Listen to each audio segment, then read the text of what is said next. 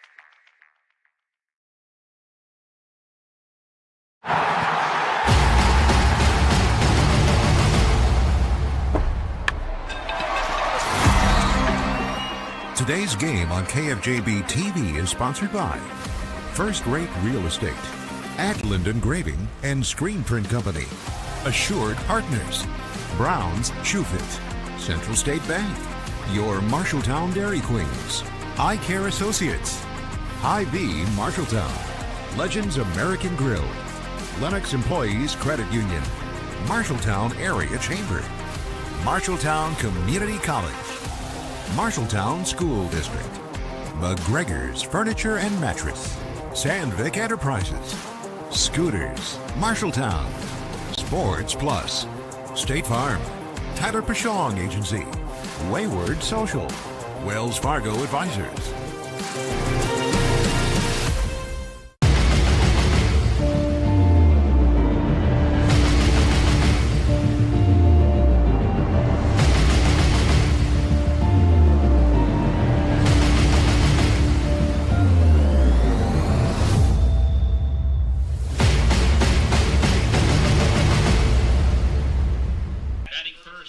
Welcome into KFJB-TV.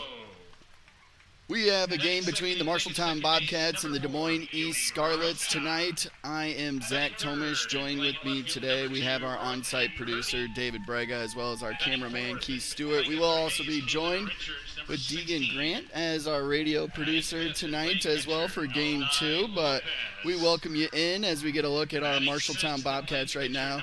8-8 on the season. We're able to bring it up to 500 during the Dave Lee Classic. Able to get a couple of wins on Saturday. And, looking at this team compared to the last time I was on the mic with them and last time they were on KFJB-TV, we have some girls that have made some big steps forward. Olivia Wise, she's now batting .417 on the season with a 500 on base percentage. She's really kind of stepped it up, as had that slow start there. We also see Briley Danielson again having another great season, batting .415 and .520 on base percentage. And, of course, Emma Stupp there in the middle of the lineup, batting .543 with the .680 on base percentage, 4 home runs and 14 RBIs as well. So in for a fun evening. Let's take a look at our Sandvik starting lineups tonight. For Des Moines East Scarlets, we have Julie Montalvo. She's a sophomore. She'll be playing shortstop for him tonight. Haley Rocha is there in the 2-hole. She's at second base. Brooklyn Purdy out in left field will be the number 3-hole hitter. Kaylin Richards, the freshman, she's actually going to be at third base for them, batting and cleanup. Adali Lopez, the sophomore, is the catcher. Then Mia Martin, the pitcher, is in the 6-hole there. They have Nevaeh Osley Lee. She'll be playing first base for them. Haley Hayek, she'll be in right field, and Tina Negrin will be in center as we take a pause here for the national anthem.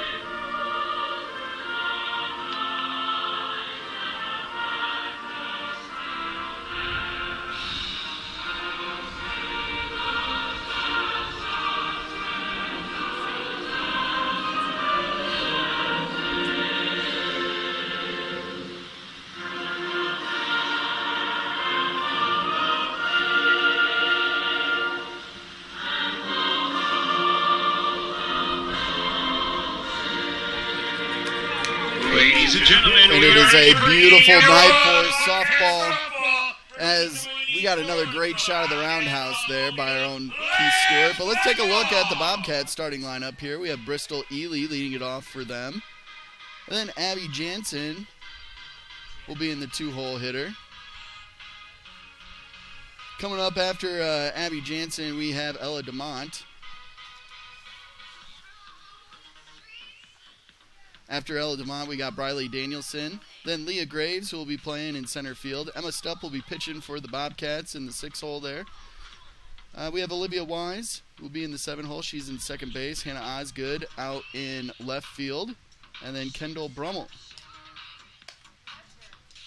So that is our Bobcat lineup. We will have the Des Moines East Scarlets up to bat first. And you may have seen on your screen the Des Moines East Scarlets in a green jersey. And no, your TV's not broken. It is actually Des Moines East and Des Moines North combined together to make a team. So sometimes they wear the scarlet red. Sometimes they wear the polar bear green. So they are in green tonight, while the Bobcats, as we see right here, with Emma Stupp pitching in the red tops and the blue bottoms. As they gather there at the center circle, Julie Montalvo for the East Scarlets will be leading it off.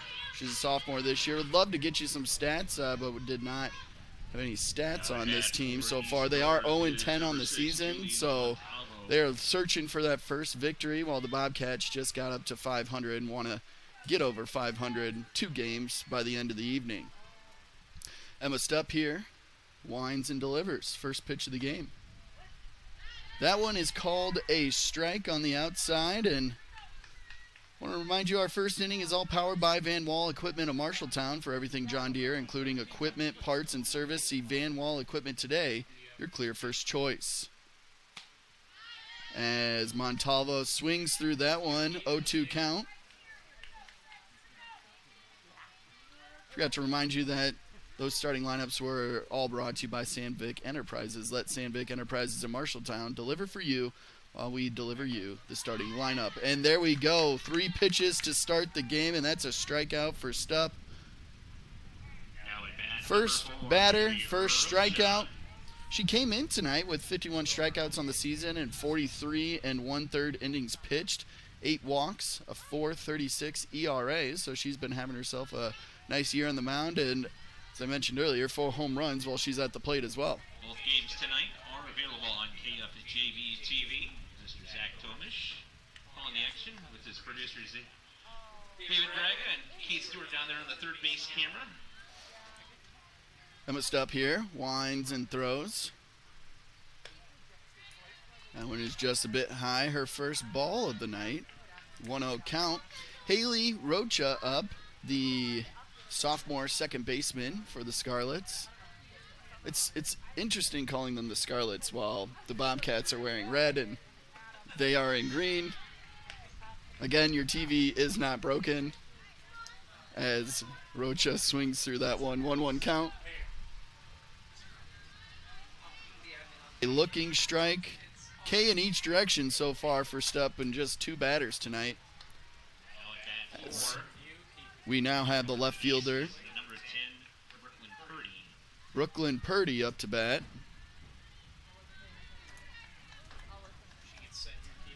Purdy, right-handed batter here. Junior on the season, out in left field for defense as she watches strike 1 go down the plate. We even got a signal from our very own David Braga up here. He liked that pitch, I guess.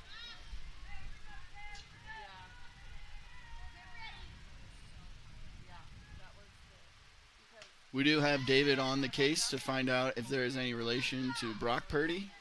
And so far, nothing has come up as she swings through for strike 2.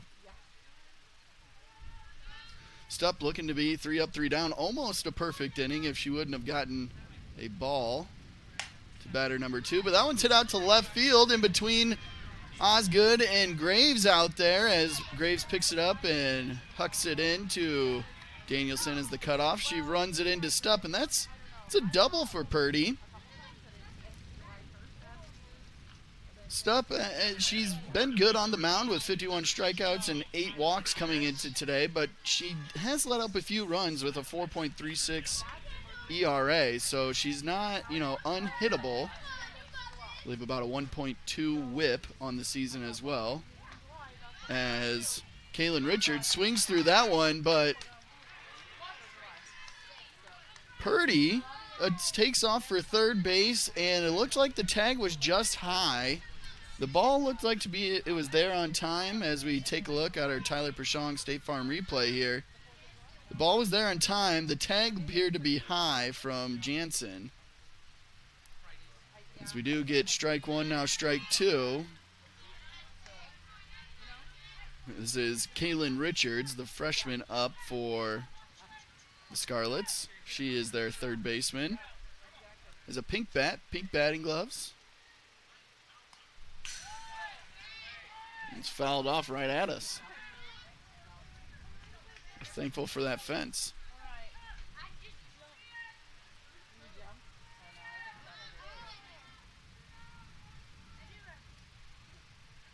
Stupp sees herself with another 0-2 count here as she fires in. Richards pops that one foul behind everybody here. So we'll reset and do it again. Still 0-2.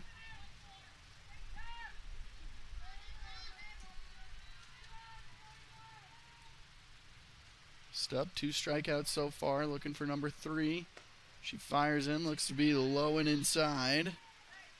Richards now at a 1-2 count.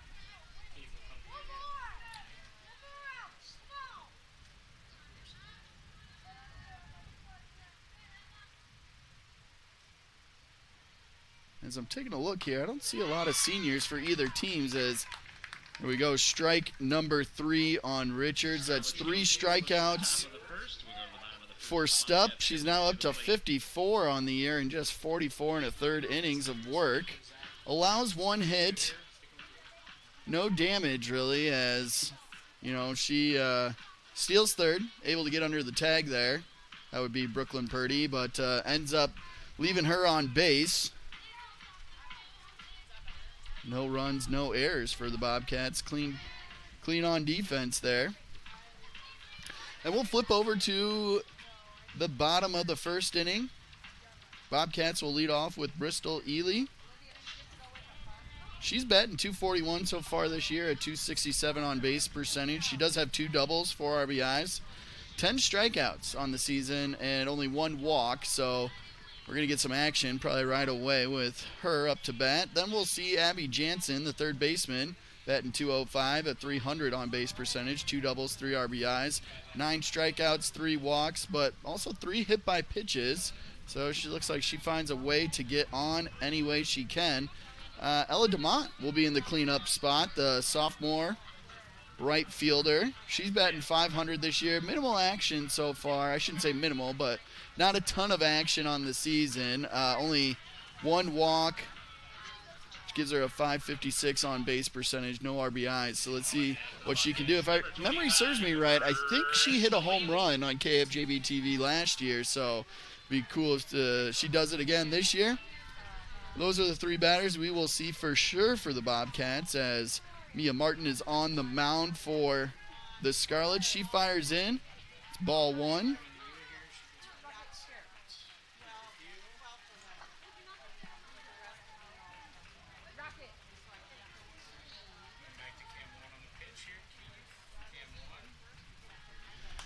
As Ely takes a swing at it, out to second base, who lays out Rocha.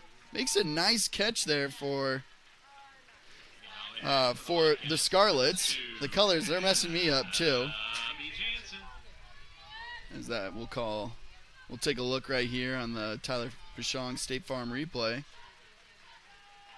Yeah, Rocha dives, lays out, makes that catch.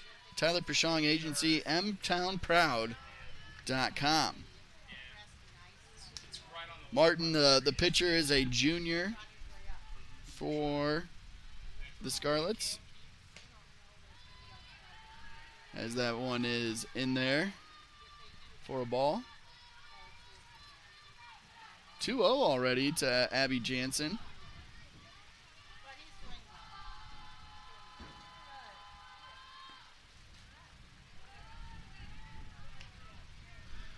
.3-0 count now. Jansen's got a good eye. Let's see if she can find herself on first base in her 4th walk of the year.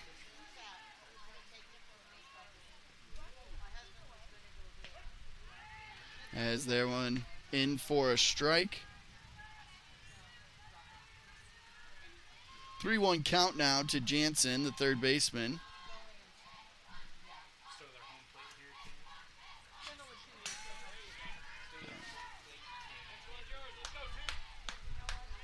And she fouls that one off here, so it's a full count to Jansen.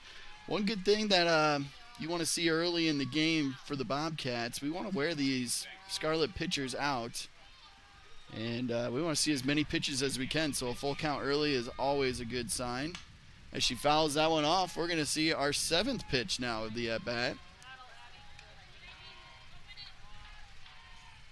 Jansen took a look down that third baseline at Coach Dahlke.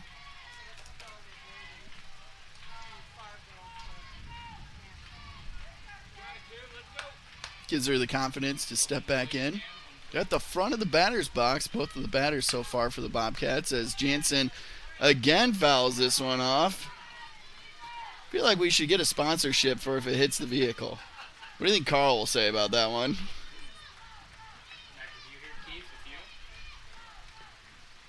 I want to thank Carl Chevrolet for our transportation for the game. Carl, your dealer for life. As we got full count here still to Abby Jansen.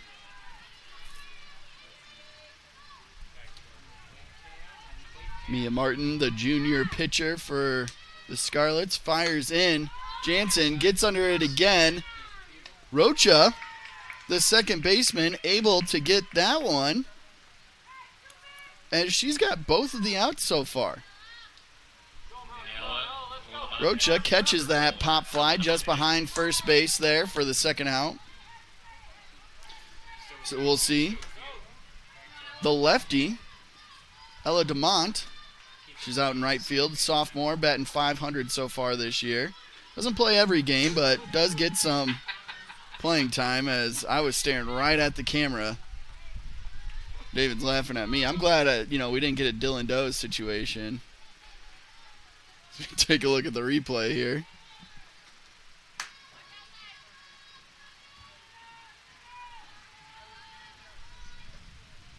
And Martin fires in.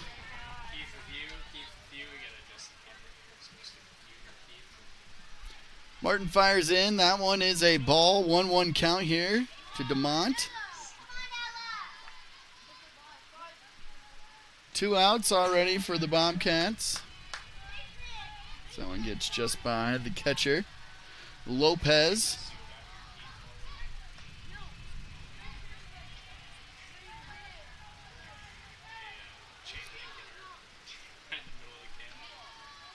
We've got trying to shoot through that chain link fence there and just, foul ball. It happened in our baseball game too earlier this week as that one's thrown in for a strike. 2-2 count now. Let me just tell you, Dave, you're going to get your steps in tonight. He's got his smartwatch on. Don't worry, guys. As that one is called, third strike on DeMont to end the first inning here. And we end the first inning, or I guess not both teams. The Scarlets were able to get one hit. The Bobcats were 3 up, 3 down. And I guess we'll see Adelaide Lopez, the catcher, up to bat after we come back here on KFJB-TV.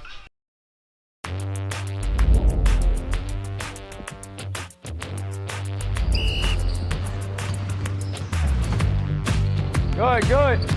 Good sportsmanship is also showing high character and accountability, doing what is right and setting a good example not only on the court but in the classroom as well.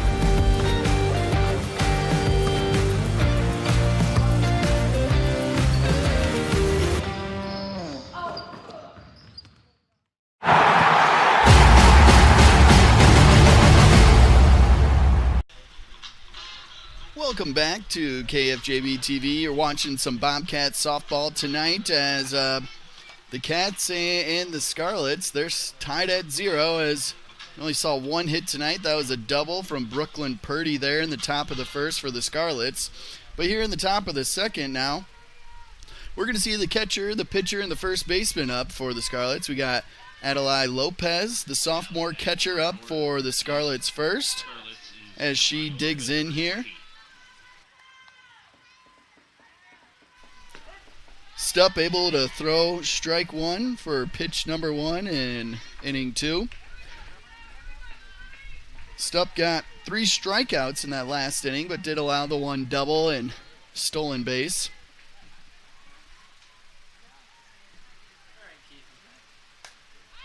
As Lopez fouls that one off, out of play.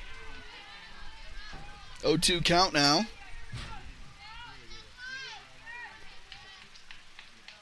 Stupp's now got 54 strikeouts on the season, looking to get number 55 right here, as Lopez, though, gets just a piece of it, fouls it off.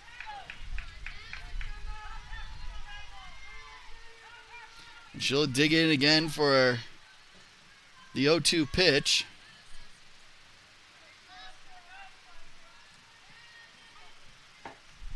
Lopez, just a sophomore. Stupp, a junior. Just looking at the rosters, I didn't see a lot of seniors for either team, I was saying earlier. There is a 8th grader in the Scarlet lineup. Yeah, I don't see any seniors on either. Nope, there is one senior there for the Scarlets, as Lopez now is able to tie up the count. Watch a couple balls go by.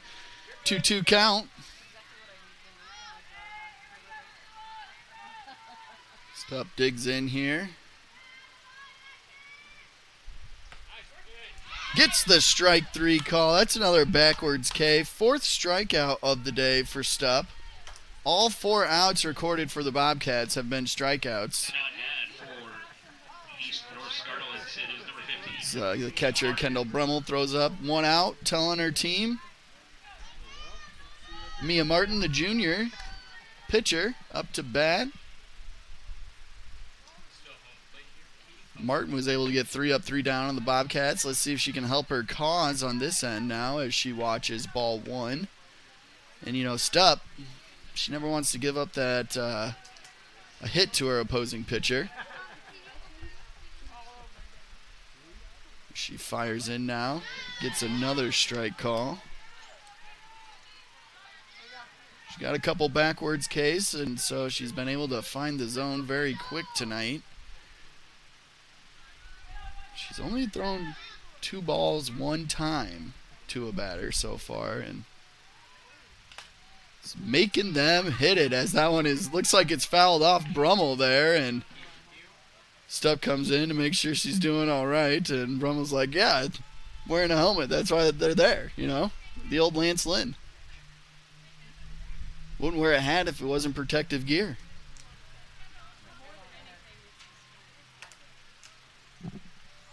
So we take a look at the Tyler Pichong State Farm replay. See that fouled off, and Brummel just kind of falls back there. Tyler Pichong Agency, mtownproud.com. Looks like Brummel's doing all right. 1-2 count here now to Mia Martin.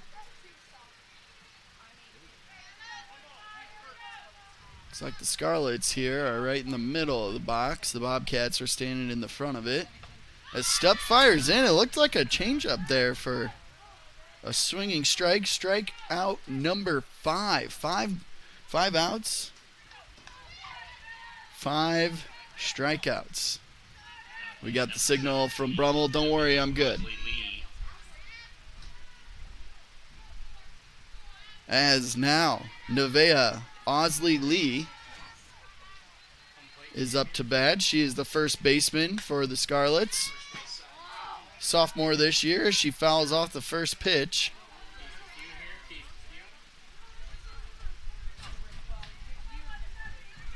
Stupp up to 56 strikeouts so far this year. And she'll have done that now in 45 innings of work. As Osley Lee swings through that one. She came up thinking, I want to hit. Swung at the first 2 pitches here. Stupp is now looking for that out pitch.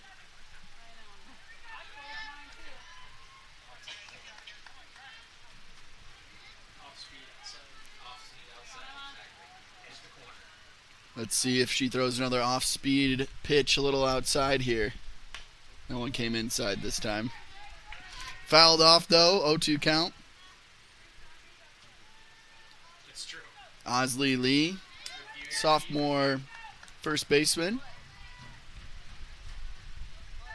Stupp, the junior pitcher. There she gets the signal from her coach. Winds and fires. As Osley Lee pops that one up to Danielson at shortstop. And that's the first out the Bobcats made that wasn't a strikeout for Stupp. That'll be a fly out to the shortstop. And 3 up, 3 down for the Scarlets. Bobcats, clean sheet there. And have a chance now to take the lead at the bottom of the second inning. And we got a couple names that we've seen do well on KFJB-TV coming up here. We got Briley Danielson. She's hit a couple home runs for us on KFJB-TV. None yet this year. Does have 2 doubles, couple RBIs. She'll be the leadoff batter. Then we have the center fielder, Leah Graves. She doesn't have a hit yet this year. Does have a walk, 8 strikeouts, so she'll be swinging the bat, which is always good to see. And then the junior pitcher, Emma Stupp, batting .543, .680 on base percentage, 4 home runs, 14 RBIs.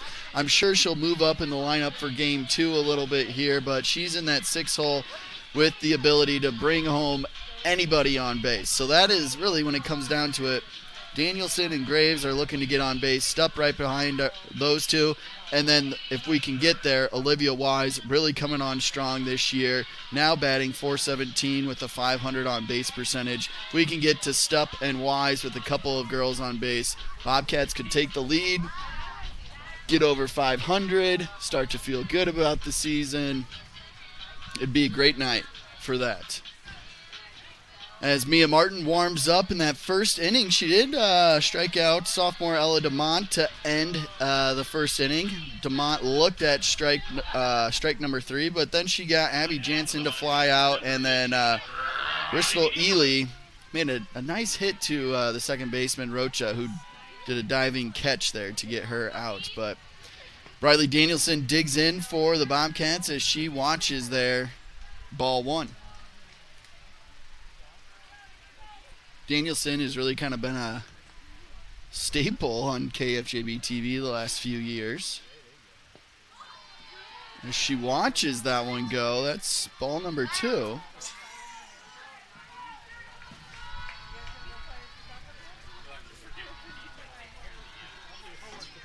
Danielson, 5 strikeouts, 8 walks this year. Got a good eye as she goes up 3-0, and I bet she's going to take this one.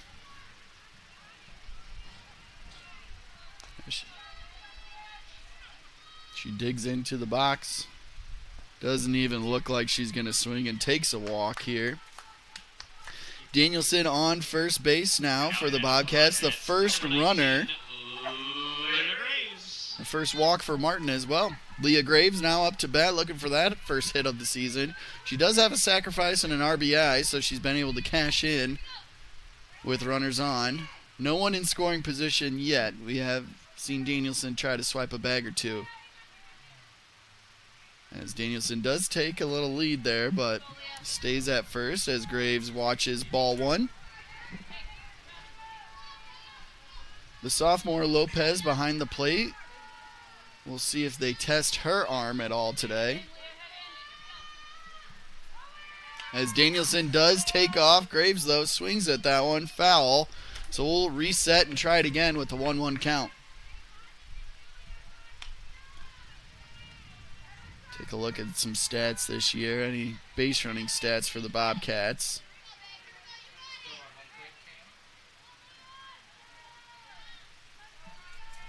See if I can't pull that up quick. As that one is high and outside. Graves now up 2-1 count. We look at base running here.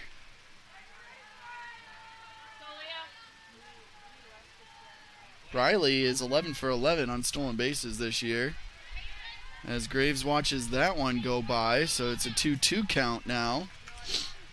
Danielson did take off on pitch number 2, but has stood at first base since then. Graves fouled that one off, which is why Danielson went back. As Graves swings through strike 3. Danielson, though, 12th steal of the season.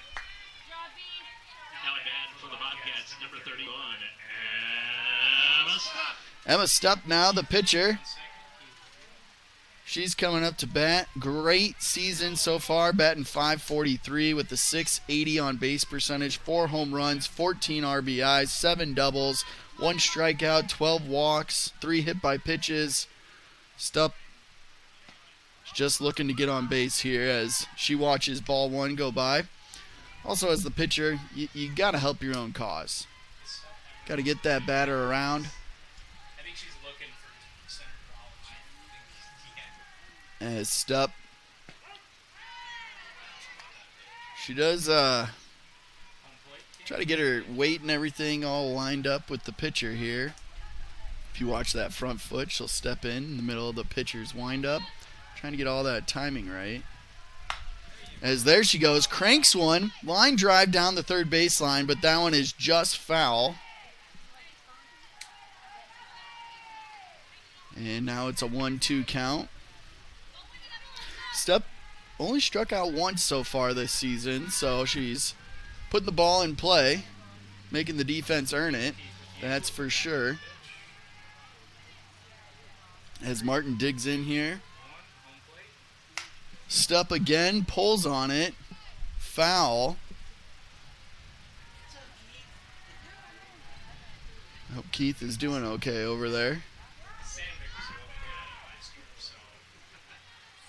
Keith was almost hit on Monday night during the baseball game and hit the pole right behind him. He is a magnet over there. It doesn't matter if it's a volleyball, basketball, baseball, softball. Stupp hits a Texas leaguer right there up the middle to center field. Center fielder Negrin stumbles a little bit with it. Stupp, though, isn't able to capitalize. She ends up on first. Danielson comes around to score. Bobcats take a one-run lead here. So we take a look at the replay presented by State Farm, Tyler Pershong, Agency, mtownproud.com. Stupp, just a nice liner. Texas Leaguer right up the middle there. Now at bat for the Bobcats, number 28. Courtesy Olivia Wise. We do have a courtesy runner for the Bobcats. It is Faith Summerlot, number 26, the freshman. She'll be running for Stupp tonight as pitchers get a courtesy runner.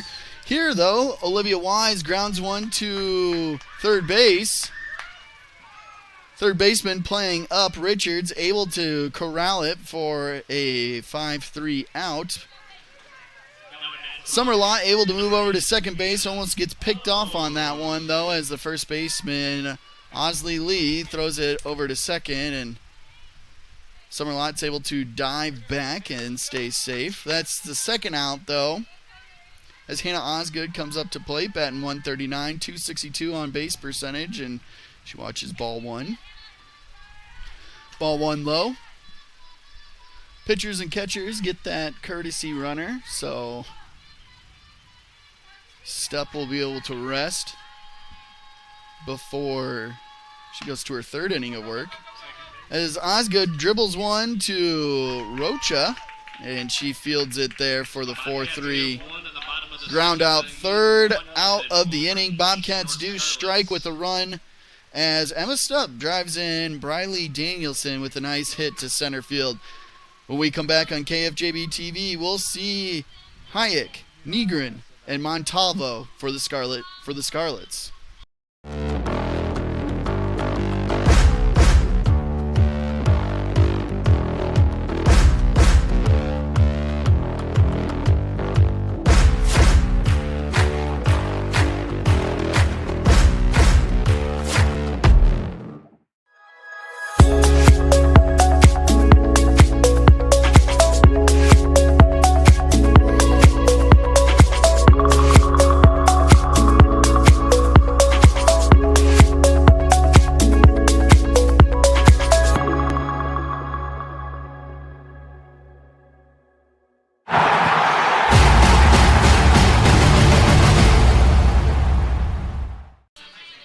Back in on KFJB-TV. Hit that like button, subscribe. We are on the road to 3,000 this season. I don't think we're going to get Bernie Mac to play anybody in a movie, but if we could be Mr. 3000, that'd be great. Up to bat here for the Scarlets. We got Haley Hayek. She's the right fielder. 8th grader. She is the lone 8th grader playing today for either team. At the moment, there are a few other on each roster. Stupp fires in. Hasn't started many at-bats here.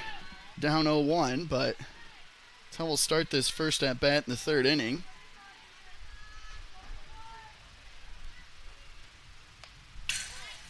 As that one is fouled off. 1-1 count. Stupp, 5 strikeouts today. She's up to 56 on the season now, and 45 in the third innings.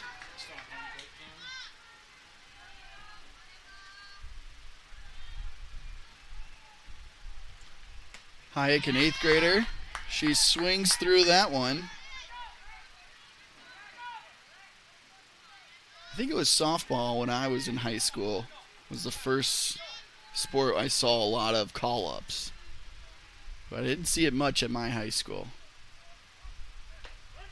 As Hayek looks at strike number 3 there. It's another backwards K for Stupp. Number 3 here, the sophomore Tina Negrin. She is the center fielder for the Green Scarlets. As Stupp is wondering what the call is going to be. She does get it here. Steps in to fire the first pitch. As the infield is playing up here. expecting maybe a bunt or just a little dribbler.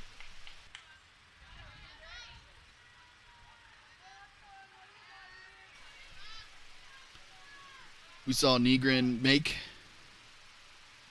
at least come up with that Texas leader to hold Stupp at first base, as the Bobcats did get one run off of that Emma Stupp hit. It's now 1-1. 1-1 count to the sophomore as she swings through that one.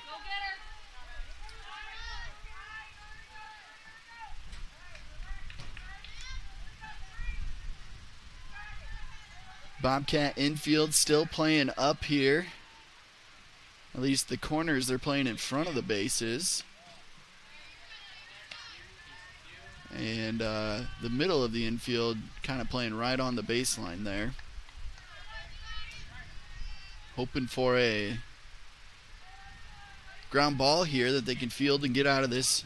I guess this would only be out number 2. Continue their tear, as actually the real tear has been Emma Stupp here. That's 7 strikeouts on the game as Negrin goes down swinging. We're going to go to the top of the lineup now. Julie Montalvo, the sophomore, playing shortstop for the Scarlets. She struck out in just 3 pitches to start the game. One of the few to go down swinging. Although she lays down a bunt, Stupp picks it up. Wise comes over to cover the base. A strange 1-4 on that ground out here for the 3rd out. And we flip our scorecard over to the Bobcats. It'll start out with the 9-hole hitter there, the catcher, Kendall Brummel. Then we'll get to the top of the lineup as we take a look here at our Tyler Pershong State Farm replay. Stupp runs up on that as Ely also was coming up, so Wise came over smartly. A wise play, some might say, to cover first base. Hey, if it's there, I got to take it. All right, I've got to do it here. The A-team comes back tomorrow for baseball. Brandon Lewis will be back on the call. But here, we'll see Brummel, Ely, Jansen for sure. Those are our 3 for the Bobcats in the first inning there. Ely, she did line out. Great diving catch by Rocha there at second base to get that first out of the game. Jansen did fly out or pop out to the second baseman, Rocha, as well. This will be Brummel's first at bat. She's batting 125 this year with a 208 on base percentage. She goes down swinging a lot. She's got 18 strikeouts this year, 4 walks, and 1 hit by pitch.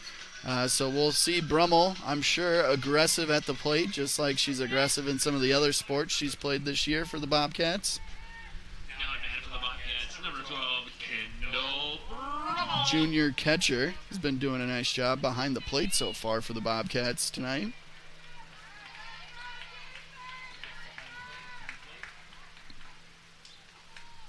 As Mia Martin is still pitching. She has 2 strikeouts tonight. Only 1 walk so far. As Brummel lays down a bunt here, and she's got the wheels to beat it out.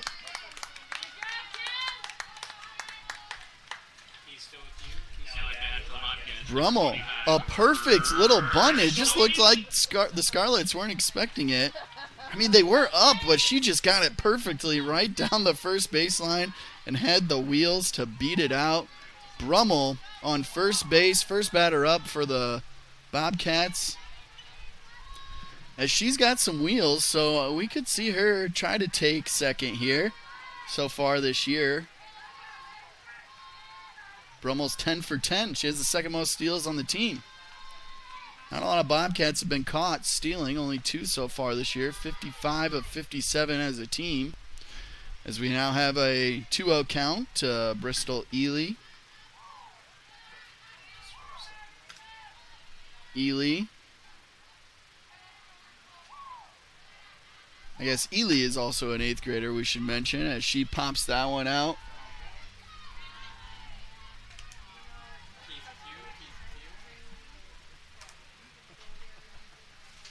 Ely having a nice 8th grade year, down in the leadoff spot for the Bobcats. A lot of pressure there for her. 2-1 count now, as she grounds that one off herself in the batter's box, so ump calls foul. 2-2 count here.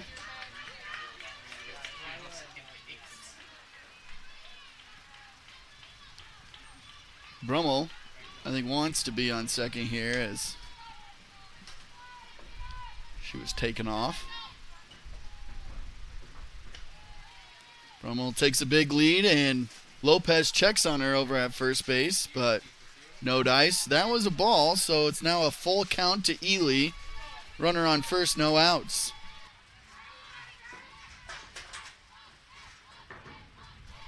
Abby Jansen on deck for the Bobcats as the full count pitch is high. Lopez throws down to second, but it does not matter as Brummel is on second. Ely ends up on first with a walk.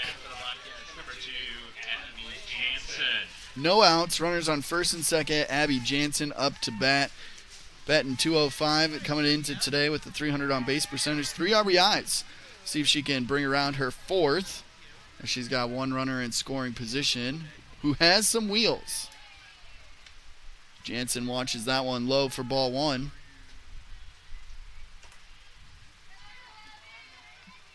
Jansen, a junior this year, playing third base. Got the pink batting gloves. She squares around a bunt. Was able to pull it back in time as Lopez misses that one, and both runners advance. Ely now on second, Brummel on third. 2 runners in scoring position. Jansen could do some damage with 1 swing here. Most likely will not try to do a suicide squeeze with the runners on third base here. So she swings at that one and fouls it off. It's now a 2-1 count.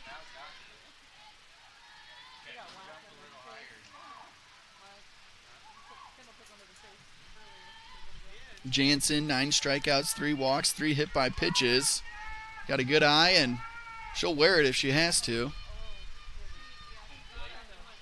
2-1 count from Mia Martin. Martin fires in there, and Jansen watches strike 2 go by. What a beautiful night for some softball. Just a light breeze, some cloud cover here and there. Not too hot.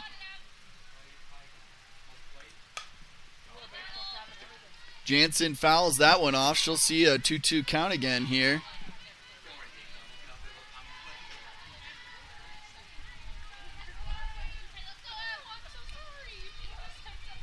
Jansen digs in here. Mia Martin fires up and in. As Jansen kind of leans back out of the way. Get a full count here. Martin has seen herself get into a full count a few times pitching.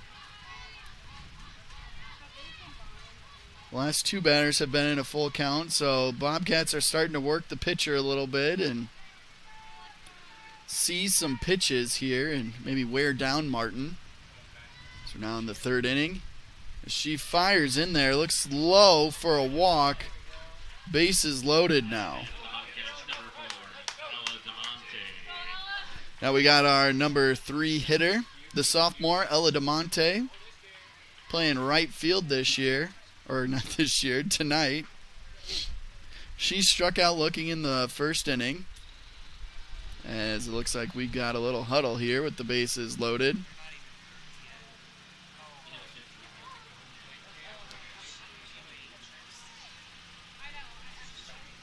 It's actually been a pretty tight game here. The Bobcats finally are getting loose a little bit with the first 3 runners on in the 3rd inning.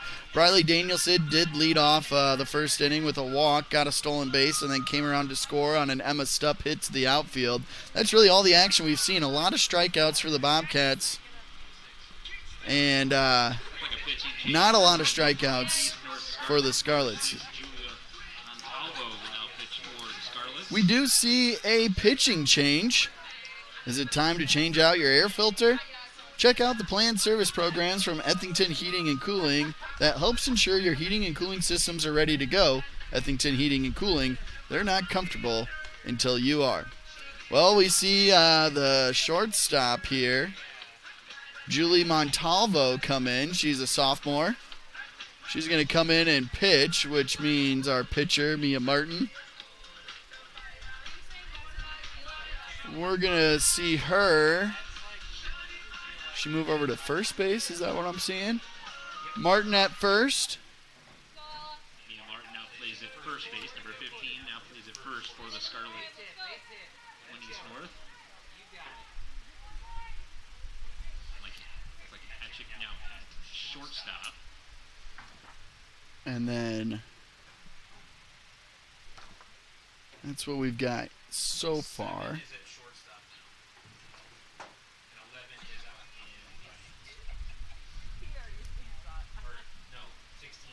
We've got a couple other changes here.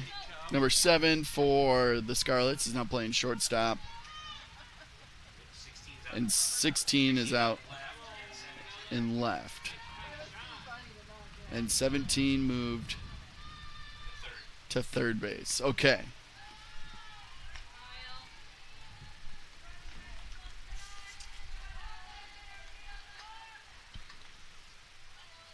So, Martin moved to third base.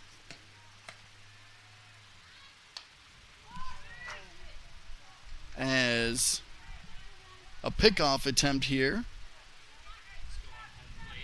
on Jansen. Jansen gets back in time. We got a 2-0 count here to Ella DeMont, and that's what really matters here. DeMont, no outs, trying to do some damage. She does get bat on ball here. That's fielded by the shortstop, number 7. As she gets the 6-3 out, Bobcats do score one. Number 17, Jose Lee goes from first to third base. Now at bat for the Bobcats, number 15. The Bobcats score one. Both runners move now to second and third. That's Ely on third. And we have Jansen on second. And we now have Briley Danielson up to bat as she watches ball one. Danielson got a walk in 4 pitches in that first inning. As Montalvo fires in. That's Hayek there at shortstop.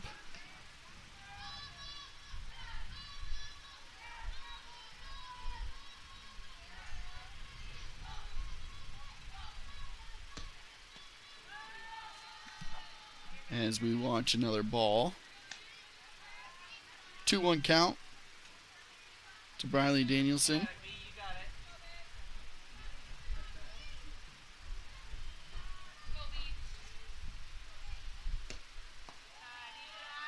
Then Richards is out in right field, number 16. Okay, I think we got caught up here now with the Scarlets. As Montalvo fires in, Danielson rips that one foul. We now have a 3-2 full count. This is the 3rd full count. Well, I guess we got a new pitcher now. First one for Montalvo.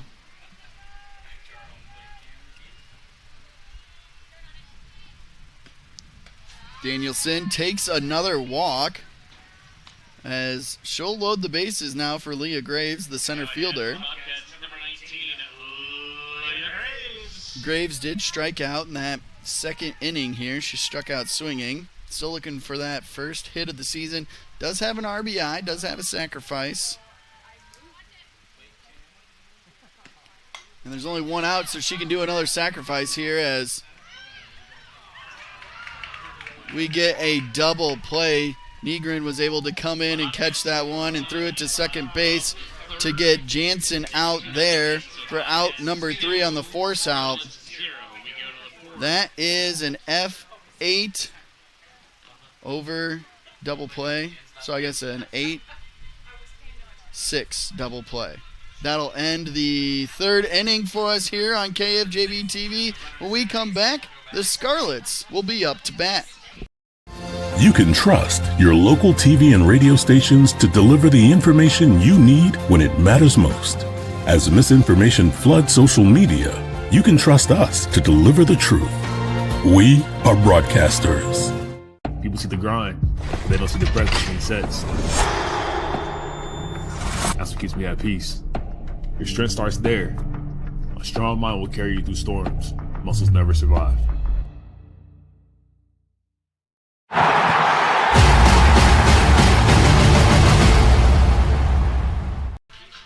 What a beautiful night for softball here on KFJB-TV. I'm Zach Tomesch, along for the ride all night with you. We also have David Braga as our on-site producer, and Keith Stewart getting us those wonderful shots. It's a beautiful day, like I said. Little cloud cover, but said potential chance of rain. Keith said, not bringing the rain jacket. We're not doing that today. Up next for the Scarlets, we got Haley Rocha, who's made a couple of great defensive plays there at second base, the sophomore for the Scarlets. We'll see Brooklyn Purdy, the only one to get a hit for the Scarlets, as she was able to get a two-bagger. And then Kaylin Richards, the freshman. Rocha up first here. She struck out looking in the first inning as she watches strike one go by.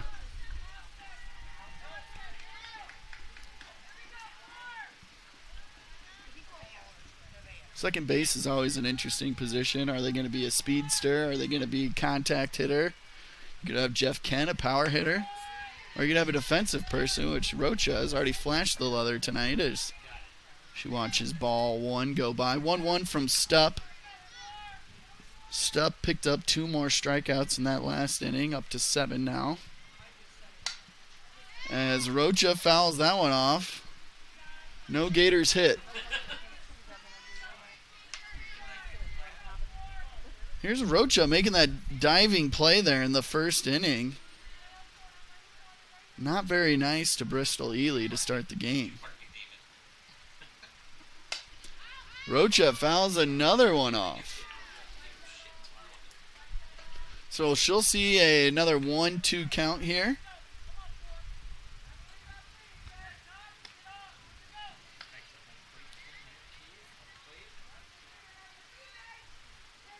As Brummel gets herself set behind home plate.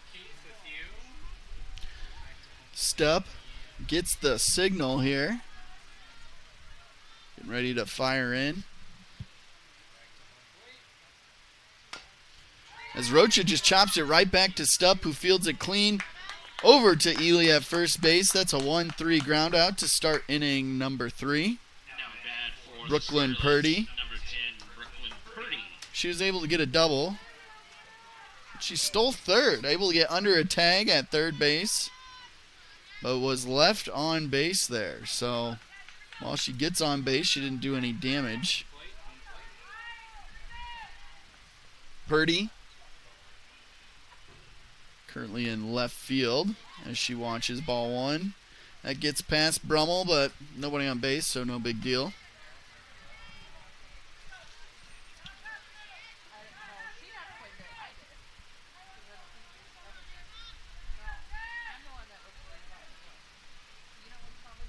As Stupp fires in here for the second pitch of the game, or the inning.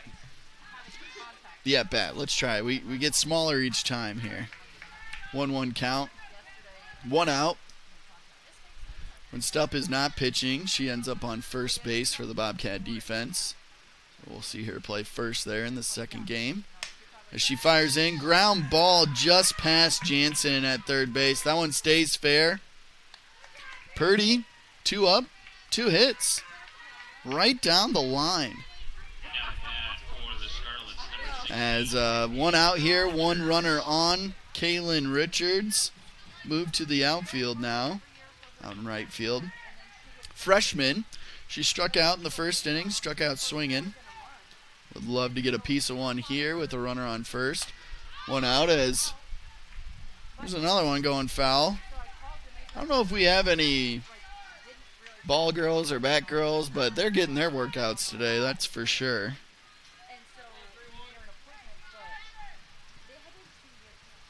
As Stupp winds and throws. That one gets by Richards, so that's strike 2. Brummel thinks about throwing it down to Ely at first base, but Purdy walks back.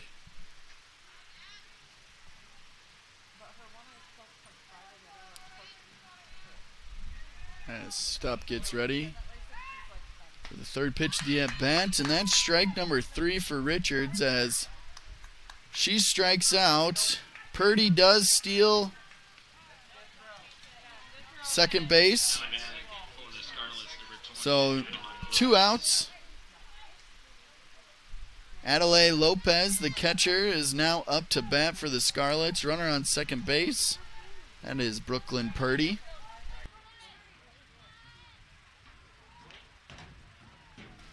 Lopez, the sophomore catcher, is able to foul that one off. Young boy walking by looks like me from an earlier foul ball. Sometimes you forget the fence is there. You know, you're looking through it for so long.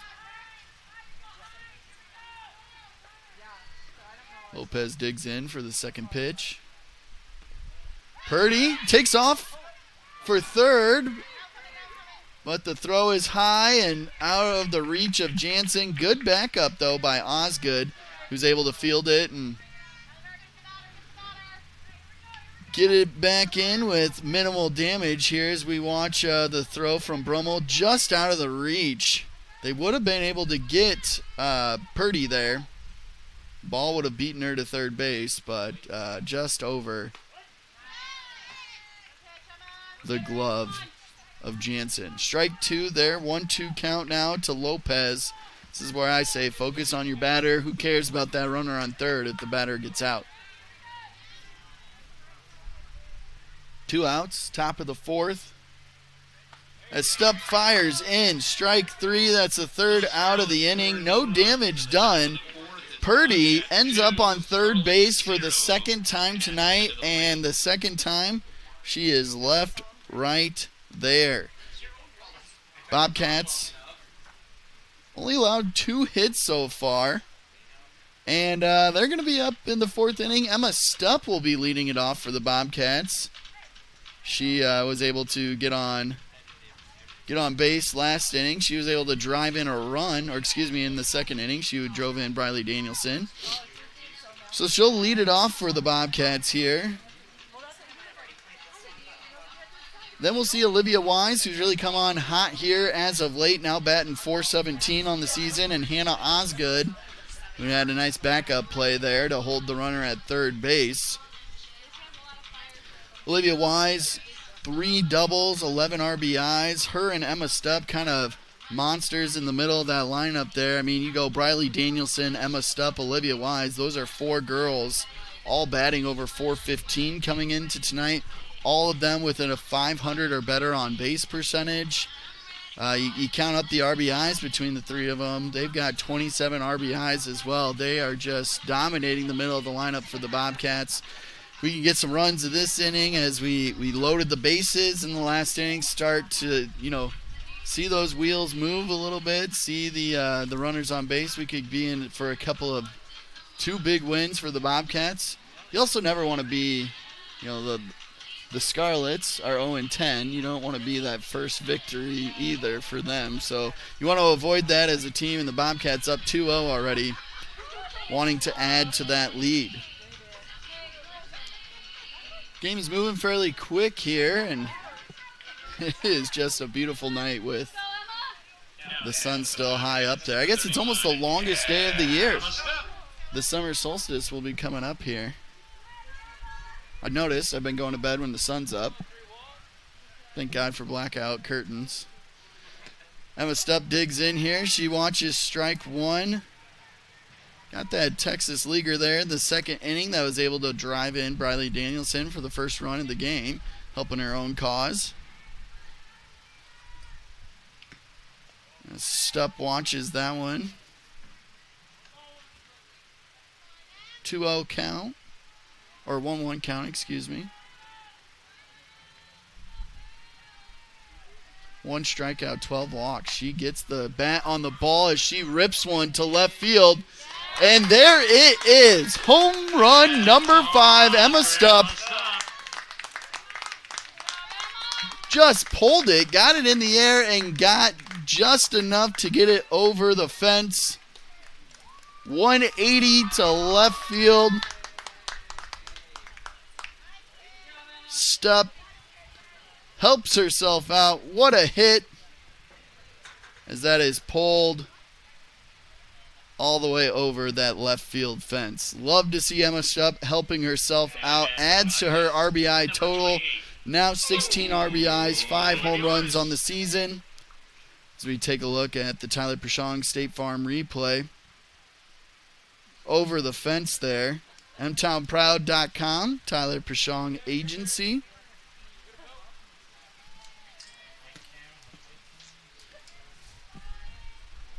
We now have Olivia Wise up to bat as she watches ball 1 go by.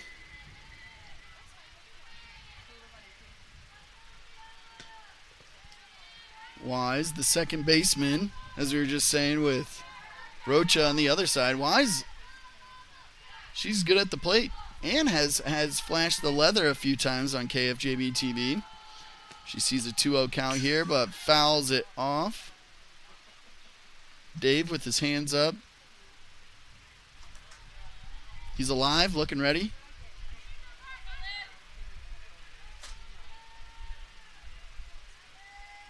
Two-one count here. Sophomore swings through that one. She grounded out to the third baseman in her last at-bat.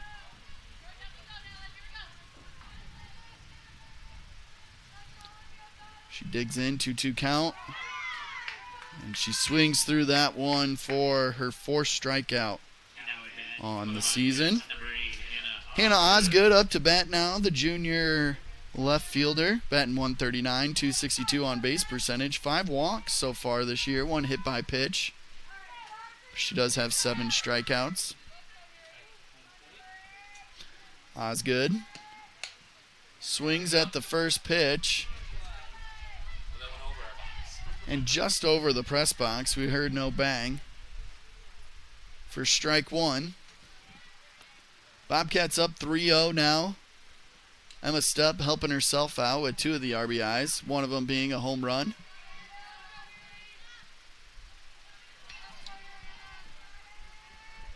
As we take a look at it there take a look at the replay presented by State Farm, Tyler Prashong Agency, mtownproud.com. As that one gets thrown in for a strike. Or excuse me, a ball. 1-1 count.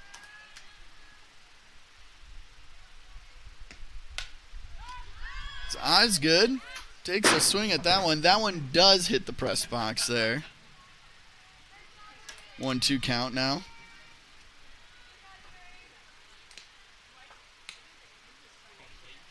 Osgood, 5 RBIs this year. The only way she's going to get one is if she hits a home run.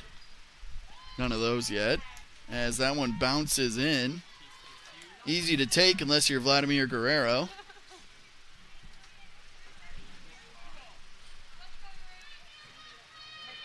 Osgood pulls that one to left field just past the shortstop there. Ends up on first base with a single. A nice piece of hitting for Osgood, as that'll raise the old batting average today. We got 1 out, 1 on now for the Bobcats as the catcher Kendall Brummel steps up to the plate. She got on with a bunt, was able to put down a real nice bunt right down the first baseline to get on base as she watches high for ball 1. Oh, did he call that a strike? Okay. I missed that call. That looked high in my opinion. And there's a similar pitch, maybe outside. So 1-1 count now. Brummel tries to bunt there, but ends up foul, so she's got to swing away now. 1-2 count. The infield is playing up still, thinking she might try to lay down a bunt again.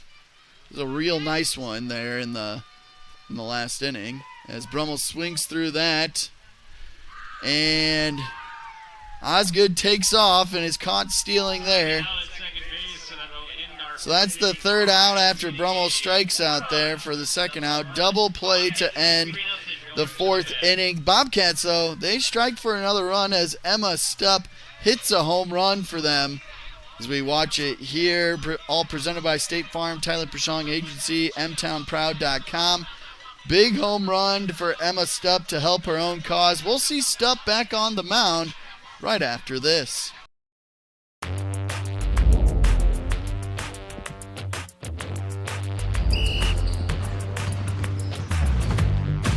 Good. Good sportsmanship is also showing high character and accountability, doing what is right and setting a good example not only on the court but in the classroom as well.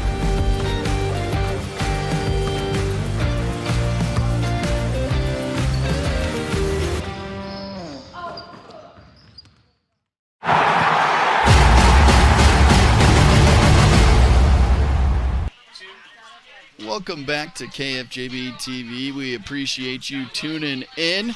We're going to pick up our radio crowd when we start game number 2 between the Des Moines East Scarlets and the Marshalltown Bobcats. Again, I want to remind you that your TVs are not broken. The Scarlets are wearing green. The Bobcats are in red. The Scarlets, they also team up with the Des Moines North Polar Bears, and it looks like they're wearing a Des Moines North jersey tonight. Officially, though, we're playing the Des Moines East Scarlets. Yes, we are just as confused as you are. Up first for the Green Scarlets, we have Mia Martin, the junior. Then we'll see Nevaeh Osley-Lee and Haley Hayek. Mia Martin struck out in the second inning there. Stupp gets strike 1. Another high strike call. Stupp already up to 9 strikeouts tonight. Just 2 hits allowed, both to the same person. As she is inside there, almost hits Martin with that one. Ball 1-1 count. Stupp with 60 strikeouts now on the season. 47 1/3 innings pitched. As she fires in to get a swinging strike. Strike 2, 1-2 count. Martin, the junior, started the game pitching. We believe she has moved to third base.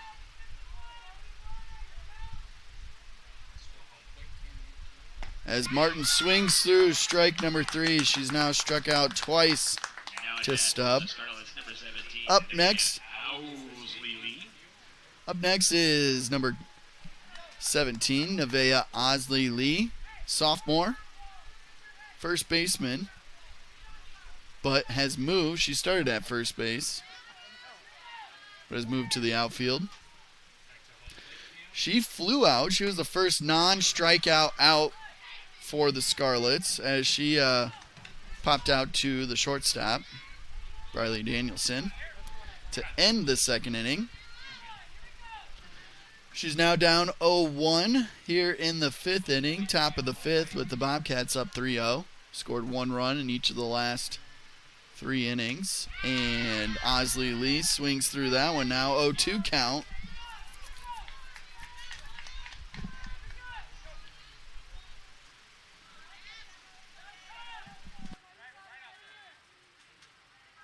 Osley-Lee, a sophomore for the Scarlets, as she swings through that one. That's 2 strikeouts in a row for Stupp.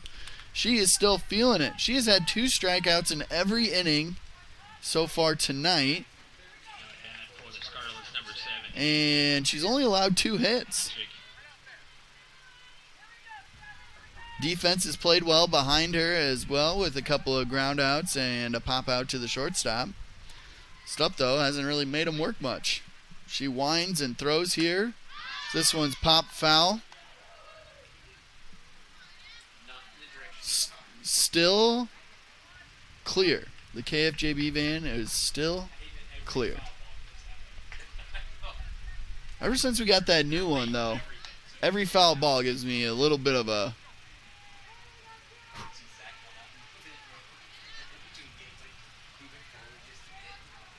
Stupp gets her game ball, now digs in here for the second pitch of the at-bat. 2 outs in the 5th already, 2 strikeouts, and We might see 3 strikeouts.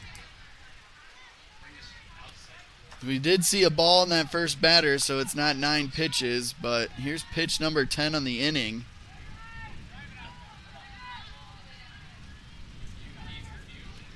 As Stepp winds on the 0-2 count.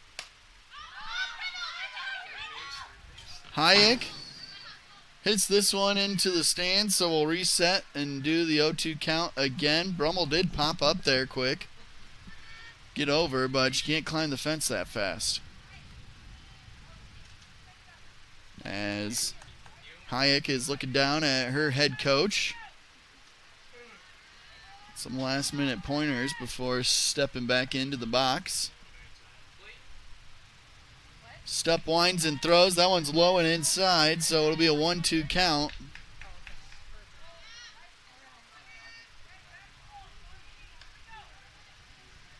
Two outs already in the 5th inning. 7 innings in total is what we'll play tonight, unless we see a run rule happen on one way or the other. As Hayek fouls that one off. That's her 3rd foul ball. Still 1-2.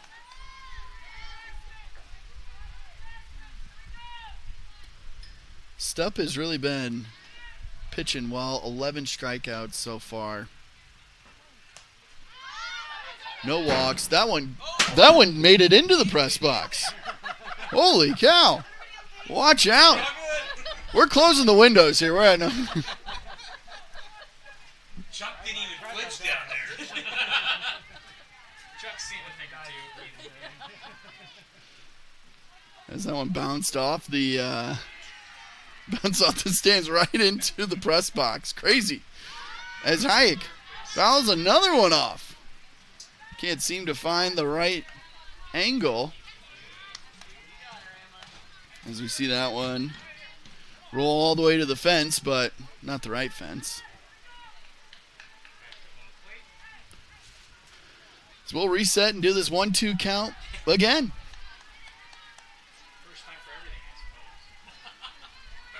Stepp winds and throws. Hayek swings through it. Stepp 3 up, 3 strikeouts, all swinging strikeouts for her as she continues to cruise through this game, only allowing 2 hits so far.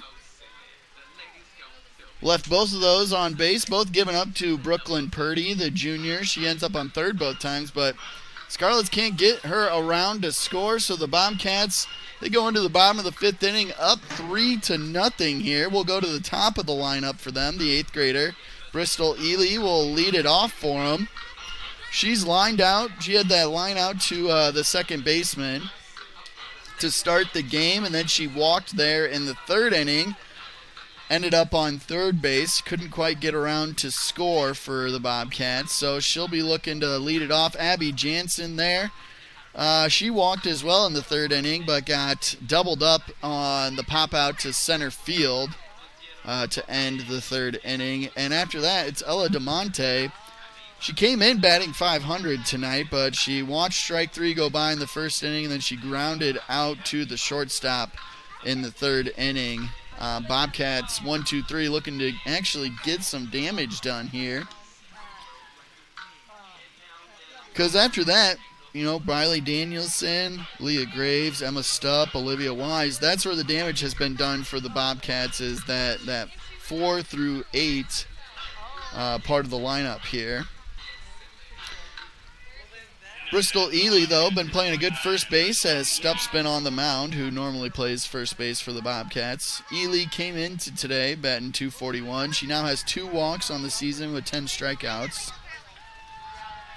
As she watches strike 1 there.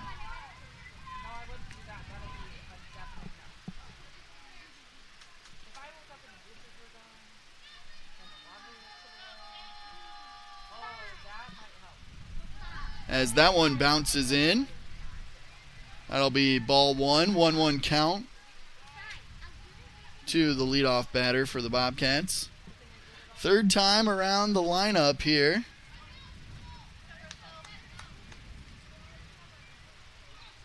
for the Bobcats is trying to add a couple more runs to their lead. 3 is nice, but 6 or 10 would be better. That one comes in for ball 2. 2-1 count here.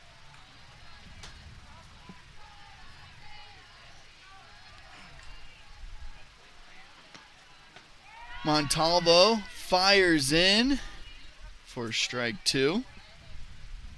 It's the second pitcher for the Scarlets, Montalvo. Leadoff batter as well. She started at shortstop and then came in for relief in the 3rd inning. As that'll be strike 3.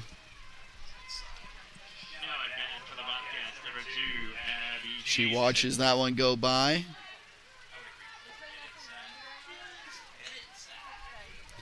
This strike zone seems to be getting bigger as the game has progressed. Abby Jansen up to bat now as she watches ball 1 go by. Jansen popped out to the second baseman and got caught up in a double play while she was on base, as that one even slips by, or I guess Coach Dahlke was able to stop that down the third baseline in foul territory. 1-1 count.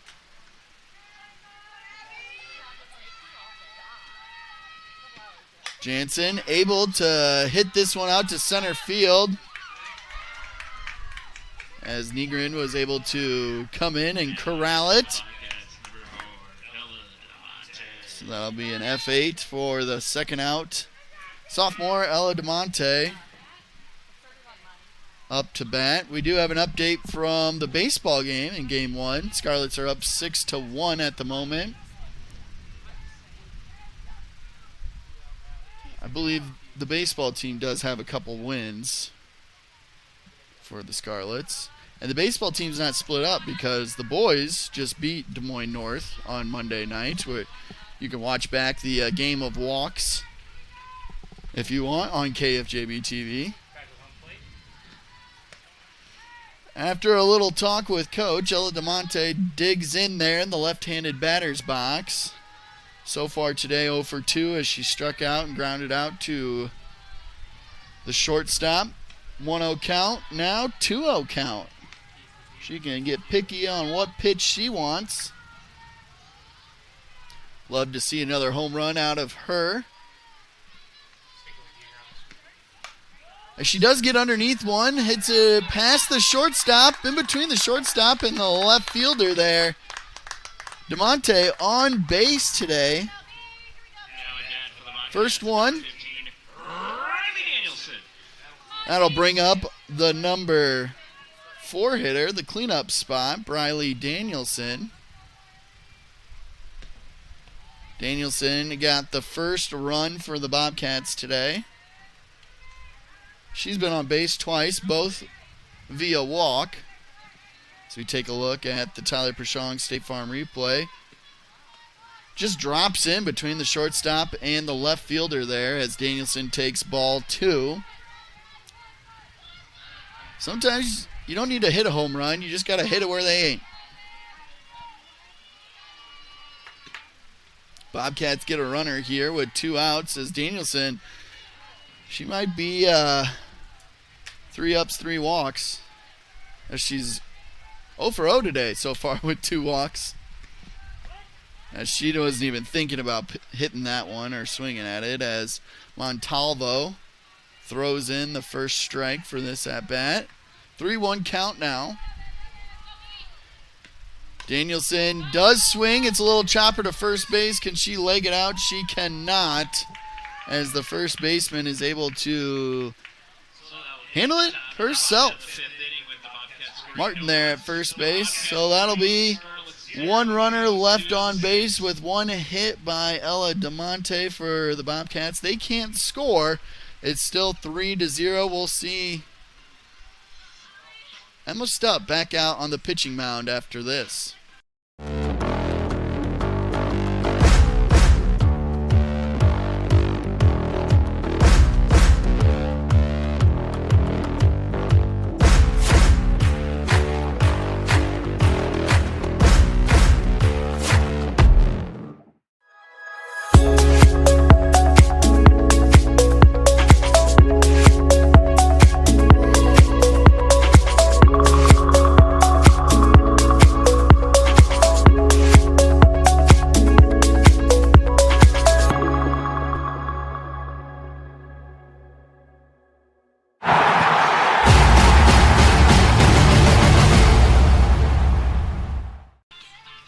back in on KFJB-TV. We're going to see a 6th inning with Emma Stepp on the mound for the Bobcats as she throws her warm-up pitches. Up for the Des Moines East Scarlets, Tina Negrin, the sophomore. Then we're going to get back to the top of the lineup. The pitcher, Julie Montalvo and Haley Rocha. Those are the 3 we'll see from the Scarlets for sure, as we've got 12 strikeouts for Stepp tonight. She struck out 3 in that last inning, all swinging strikes. As Negrin lays down the bunt, the center fielder has some wheels there, but fielded cleanly by Ely over to Wise, covering first base. What a play by the Bobcats. That'll be a 3-4 ground out on the first pitch of the at-bat. Let's take a look here at our Tyler Prashong State Farm replay, mtownproud.com. You see Ely, she saw it from the get-go, and Wise covers first base real well. It's twice she's been able to get a put out on first base. And we're good. We're good. Ball doesn't even roll towards the van. Strike 1, though, to Montalvo. Pitcher versus pitcher here, as Montalvo came in for relief. That one is low. Ball 1. 1-1 count now.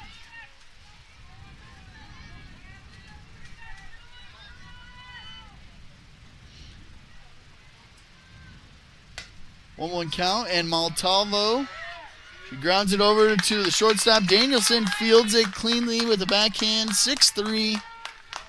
Second out of the inning. Second baseman now, Haley Rocha. She's a sophomore. Flashed the leather a few times today. Has not been able to get a hit. Struck out looking in the first inning and grounded out to Stepp. Right back to the pitcher as Wise is able to field this ground ball cleanly. She gets it over for a 4-3. A 3-4 and a 4-3 in the same inning here. We got 3 up, 3 down for the Scarlets. Stepp only throws 4 pitches that half inning, so more than likely we'll see her in the 7th inning. She still only has 12 strikeouts through 6. That inning brought her average down because she's been having more than 2 strikeouts an inning.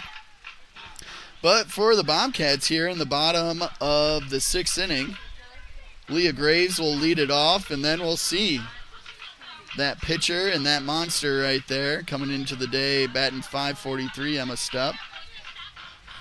And Olivia Wise will be up to bat, who had a couple of great defensive plays there at second base. I guess she really wanted to just bat here this inning. We see Julie Montalvo. She comes in again pitching for the Des Moines East Scarlets, as she's warming up right there. Des Moines East does not have a victory yet this year. They're 0-10 today. The Bobcats are 8-8 after going 2-1 in the Dave Lee Classic over the weekend.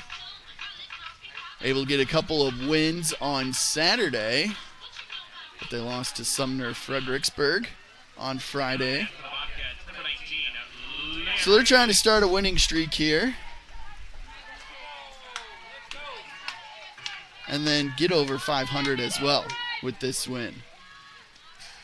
Leah Graves tries to lay down a bunt there as that one goes foul. Leah trying to get that first hit on the season.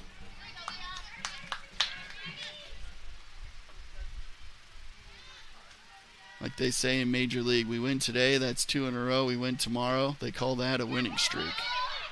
As Graves lays one down the third baseline, and she's able to get there as the first baseman kind of bobbles it, but I don't think the ump saw the bobble. I think the ump thought she beat it out. So Graves gets her first hit of the year, a bunt.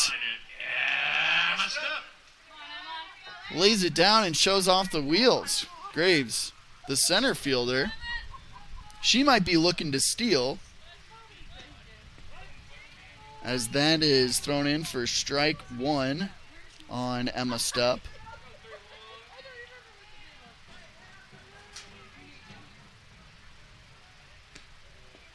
Graves does not have a steal or an attempt yet this year, as Stupp finds herself down 0-2 quickly in this at-bat with a runner on first. Would love to get her around.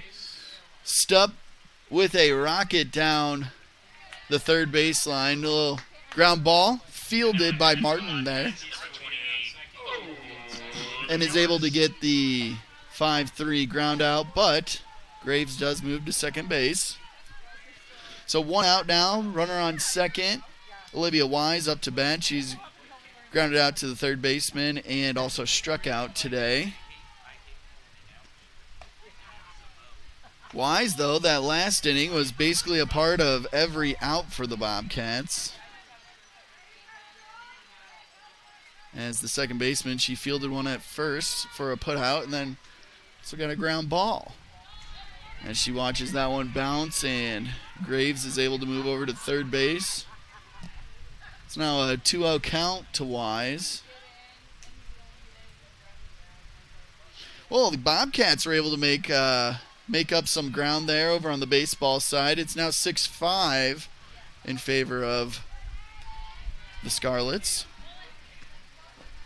As Olivia Wise watches ball number 3.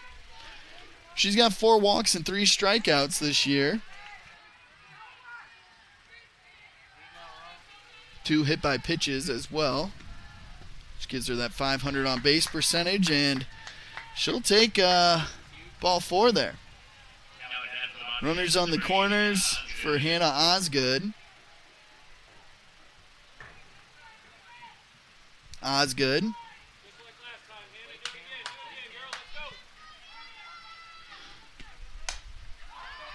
swings away right there, pops it to the shortstop, so it's an F6.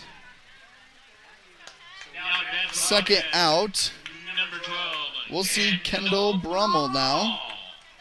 She laid down a bunt in the third inning, was able to come around and score, and struck out there in the fourth.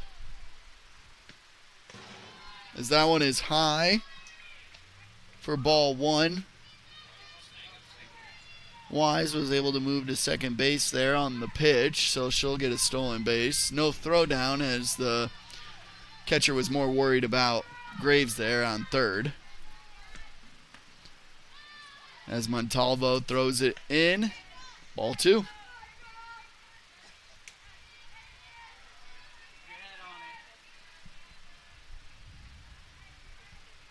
Brummel, with being 1 for 2 today, has raised the batting average up from 125.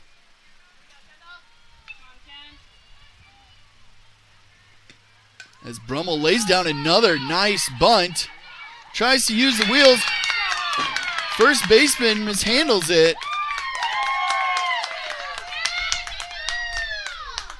And so, that was Rocha covering over on first base. She mishandles it. So Graves was able to come around and score, as well as Wise came around as she fumbled it. And Brummel ends up on first base.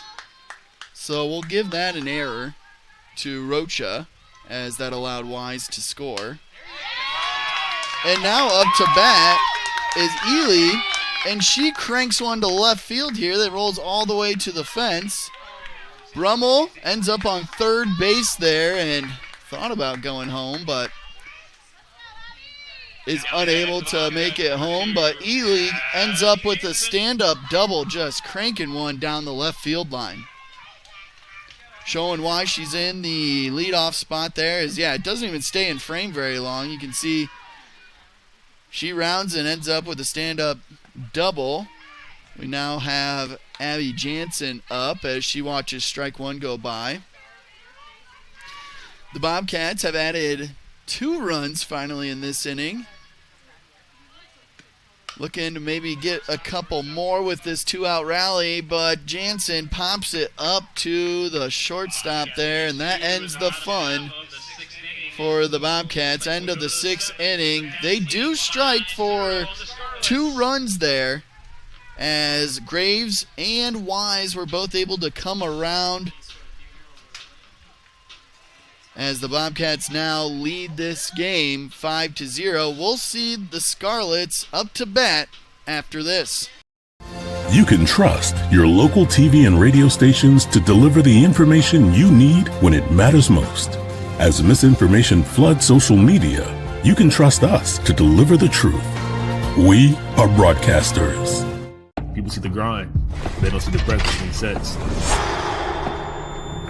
That's what keeps me at peace. Your strength starts there. A strong mind will carry you through storms. Muscles never survive.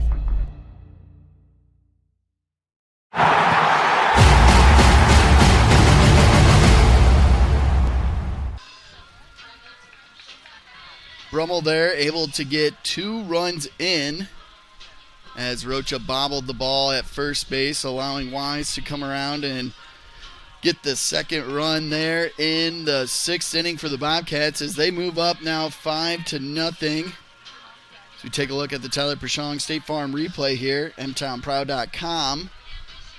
Osgood comes over and bobbles it, so Wise, she doesn't even stop really. She sees the bobble and she goes right to home. The Cats here, they need 3 outs to end game 1.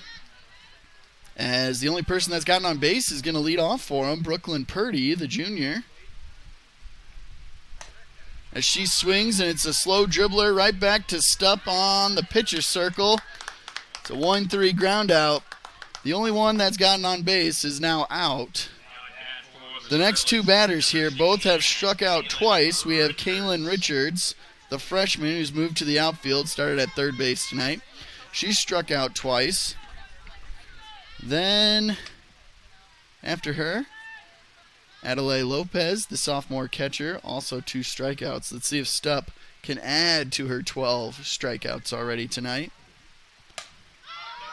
As that one is popped up to center field, and Graves able to catch that one. Stupp, through 5 innings, has 12 strikeouts, and then the last 5 outs have all been fielded. Getting some good defense behind her. She's now got 1 more out to get the victory tonight for the Bobcats in game 1. As number 20 here steps up to bat for Des Moines East.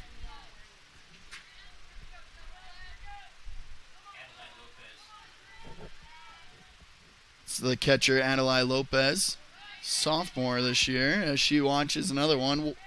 1-1 count now.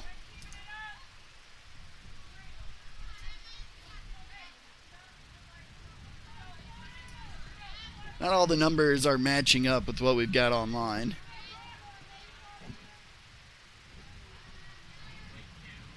As Stupp fires in, this one's hit ground ball to Wise, fields it cleanly. There it is, 3rd out here in the 7th inning. That means Bobcats get the victory in game 1, 5-0.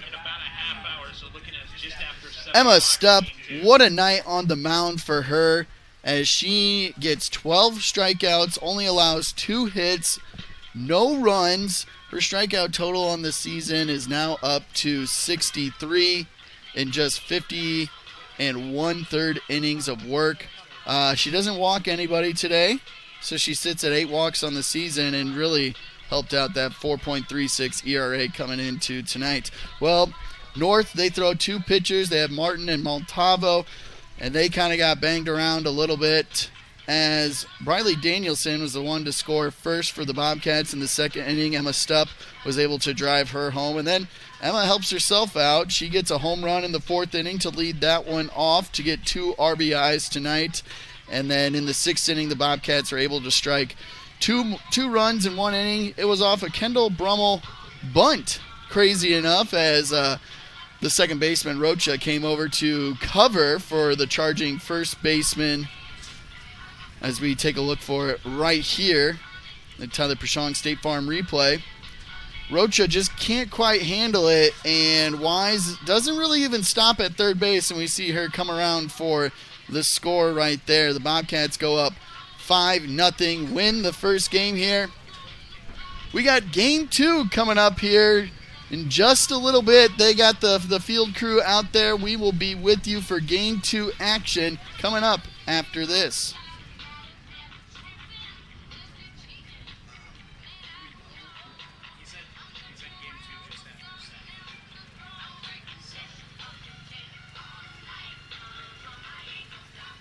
We have been told game 2 action will start just after 7 o'clock tonight. Game 2 between Des Moines East Scarlets and your Marshalltown Bobcats just after 7 o'clock tonight.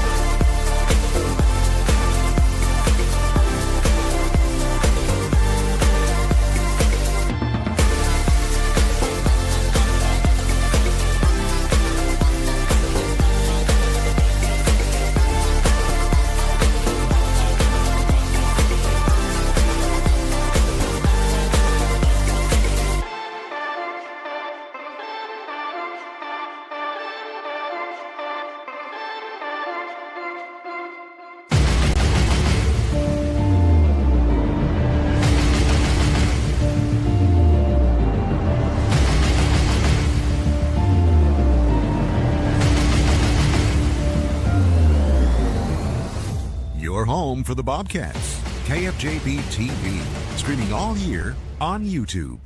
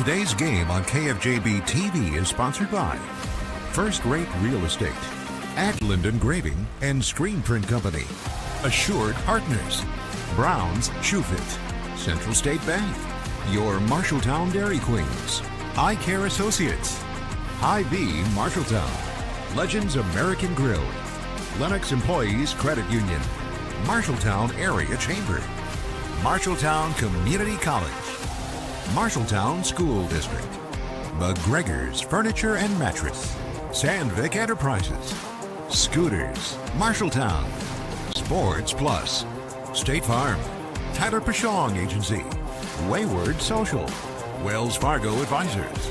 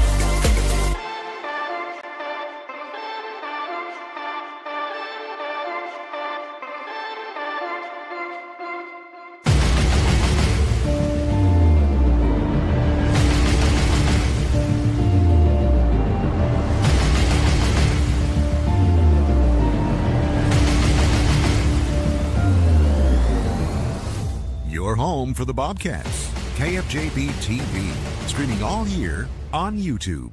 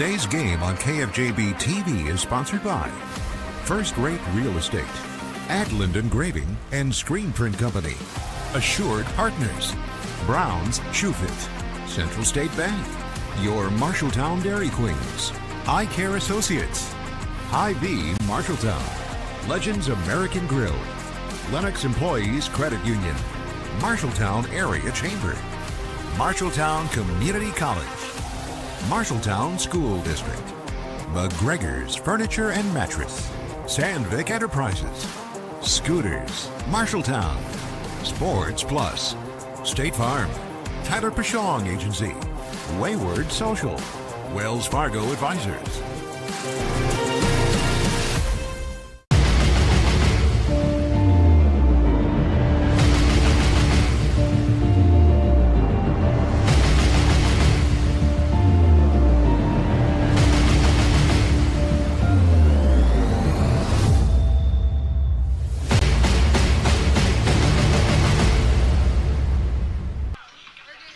Welcome into the Marshalltown High School softball field in KFJB-TV as we got the Des Moines East Scarlets visiting the Marshalltown Bobcats tonight on a beautiful night for softball. We got some clouds overhead with some shade now, a little wind here, but perfect night for softball right here on KFJB-TV. Left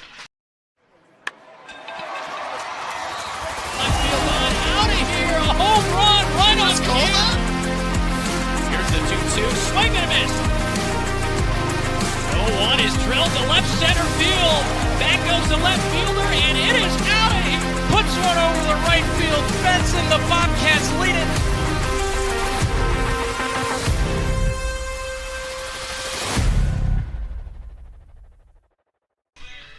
Welcome back to KFJB-TV as we've got a doubleheader tonight between the Marshalltown Bobcats and the Des Moines East Scarlets. One game down and one Bobcat victory for us as they won that first game 5-0. And we saw 7 innings of Emma Stupp on the mound as she got 12 strikeouts and really kind of mowed her way through the Des Moines East lineup as they only have 2 runners on base. That runner was the same one, Brooklyn Purdy. She was able to get to third base twice, but no runners crossed the plate. The Bobcats here will be looking, now they're 9-8 on the season, looking to continue that above 500 play as the Des Moines East Scarlets, they're 0-11 now on the season, looking for that first win on the season as we saw them actually, the Des Moines East Scarlets, in green jerseys in that first one because it's Des Moines East and Des Moines North combined for one softball team, which is why they didn't play on Monday night, the Bobcats, against Des Moines North like the Bobcat baseball team did. So we'll see. I believe they're switching into some different uniforms here for Game 2, the Scarlets. But we do have to get our Cat Connection, which is Emma Stupp this week after she had a great night of pitching, hit a home run to help her cause as well in Game 1, had a great game. So we will be checking in with Emma Stupp here for pregame before the Des Moines East Scarlets take on the Marshalltown Bobcats on KFJB-TV. Scooter's Coffee is going bananas, literally. Treat yourself to banana bread hot or iced lattes, creamy latte blenders, and fresh banana bread muffins.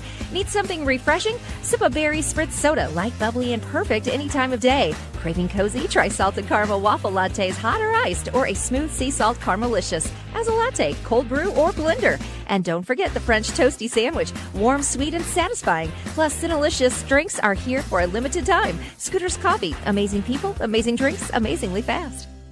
You're an empty nester closing in on that retirement property. Chances are your plans didn't include mom moving in, but life happens and you do the right thing. Wells Fargo Advisors can help. For more than 125 years, we've created wealth management and investment strategies aimed at achieving our clients' personal financial goals. When retirement means caring for yourself and a loved one, turn to Wells Fargo Advisors. Together, we'll go far. Wells Fargo Advisors is located at 14 East Southridge Road in Marshalltown. Call them at 641-752-5401. They're a member SIPC. The Cat Connection, powered by State Farm, mtownproud.com.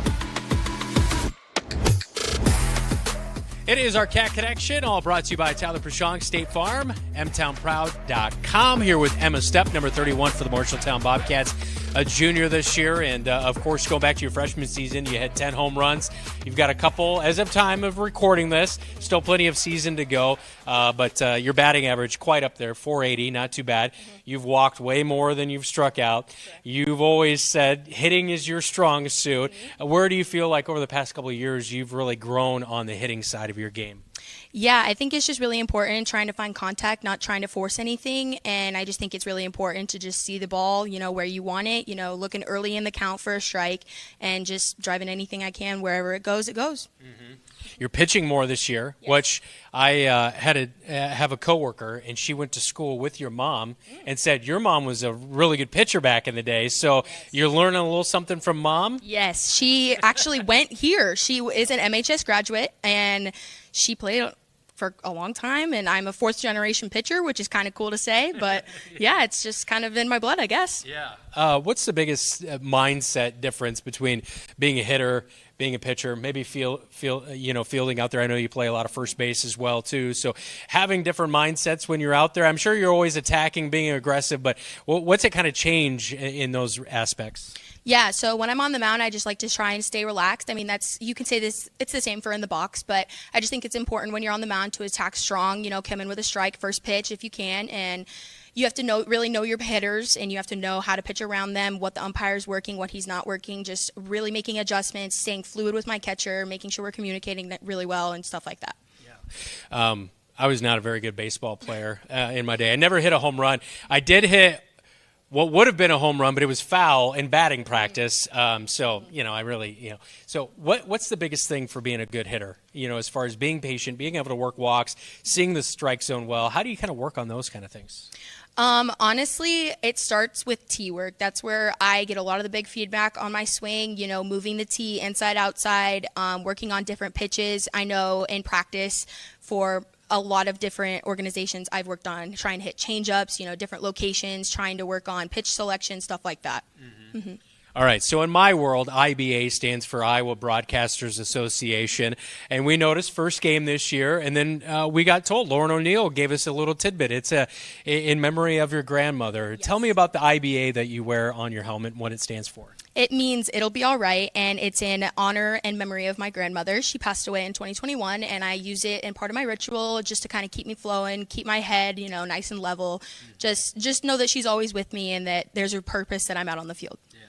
Your family, including your brother Xander, is at your games. You always have the support of your family. What does that mean to you, being out there on the field and looking out there and seeing them? Means the world to me to know that I have that big support system at home. I have a big brother that I've always looked up to, and I cherish my family dearly. Yeah, for sure. You have a better relationship with your brother than I have with my sister, so. But we had 6 years apart from us. But he was a pitcher, a very good pitcher for the Bobcats. Did he ever give you any tidbits or any knowledge? I mean, it's a little different, baseball and softball throwing. Yeah. I mean, his biggest thing was kind of just throw the dang ball, Emma, pitch a strike. And I'm like, wow, that's not what you say to a pitcher, Xander, but it's all right. It's always friendly banter. I love him dearly, so it's always there. Always easier said than done as well, for sure. As you look to the rest of the season, and obviously you've still got another year under your belt, as this program comes along, new coaching change this year, that kind of stuff, how do you kind of help maybe some of the younger athletes in their transition from 8th grade to high school, or even just some of the younger ones to develop them during the summer? Yeah, I think it's really important to be really involved in the younger girls because they are the future of the program. And I really love working with the younger girls, giving them pointers. It could be something small that could completely change their game, a different kind of way of looking at something mindset-wise. It's just really important for me to put my 2 cents into the younger girls because I really have faith in them and I know that they can do it. Always good to chat with you. And, I don't know if I ever really gave you an apology, which I'm not really that apologetic. Because I was trying to save like $2,000 worth of equipment last summer, but we had a tarp game, and some of the tarp water ran onto you. So I apologize. But I was trying to save a bunch of equipment so we could carry on the broadcast. But that was very memorable for us. Maybe not so memorable in a positive way for you. That's all right. It's always a good laugh with you, so it's all right. All right. Appreciate it. Thank you. All right. That is Emma Stepp with our Cat Connection, who doesn't hold a grudge, which we appreciate, with our Cat Connection, all powered by Tyler Prashong, State Farm, mtownproud.com.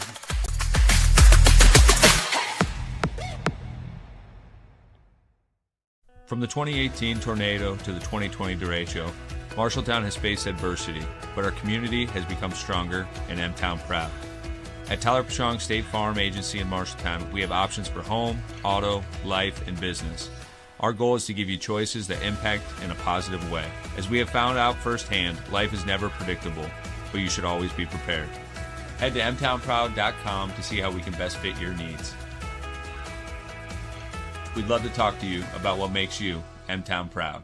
Wayward Social is the place for fun. With 20 lanes of bowling, leagues for all levels, great food and drink options, an awesome arcade, there is a ton of fun to be had at Wayward Social. And that's just on the inside. Step outside and enjoy patio life at Gutter Point with drinks, shuffleboard, live music, and fun atmosphere. Follow Wayward Social on Facebook for updates on specials and live music. It is all on South 6th Street in Marshalltown. Visit wayward-social.com to plan your next visit to the place for fun.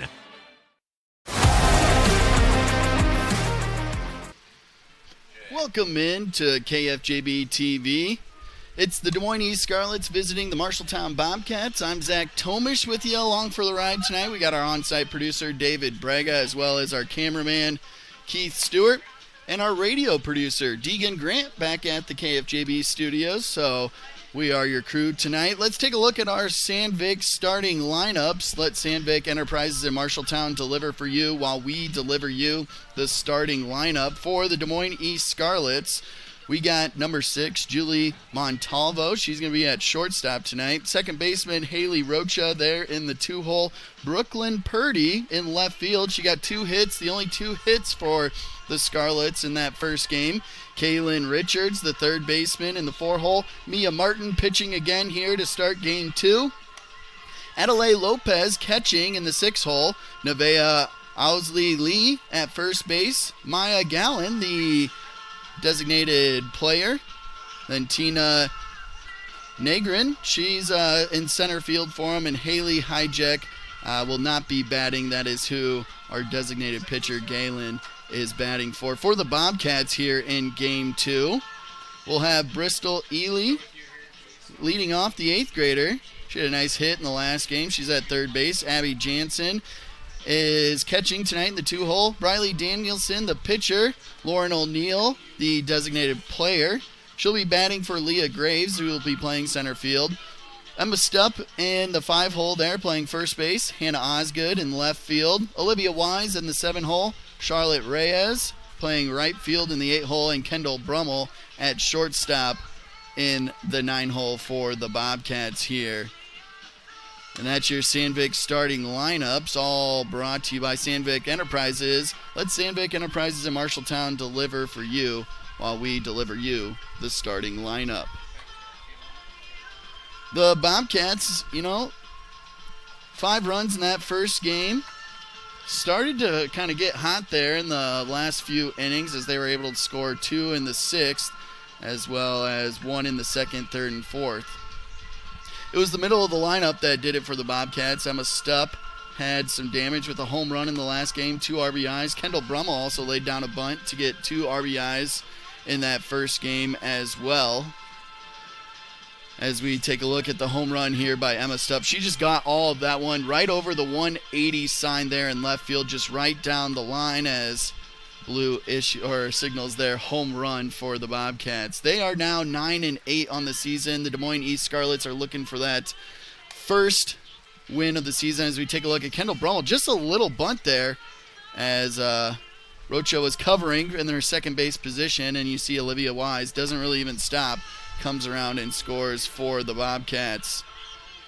Madeline Dahlke, the head coach for the Bobcats, she's in her first year as the head coach for them. 9-8 so far this season. We will take a look at our keys to the game all coming up right after this on News Talk 1230 KFJB AM and 93.9 FM and KFJB-TV. At Sports Plus Sports Medicine and Physical Therapy Center, we customize each patient's treatment plan to their individual needs. What does that mean? It means that not every back or knee problem is treated the same, and that your program will be unique and designed especially for your needs or problem. This improves how quickly you will return to work or sports. The Sports Plus staff is encouraging and takes pride in your successful recovery. This is just one more reason why champions choose Sports Plus Physical Therapy as their favorite place to rehabilitate and train. McGregor's Furniture and Mattress is your local furniture store in Marshalltown. With their extensive inventory, you're sure to make a winning selection when you shop McGregor's for your bedroom, living room, and dining room furnishings. McGregor's has the right play for every room in your home. McGregor's Furniture and Mattress is proud to be your locally owned and operated furniture store since 1896 and very proud to support Bobcat Athletics again this season. McGregor's Furniture and Mattress, downtown Marshalltown.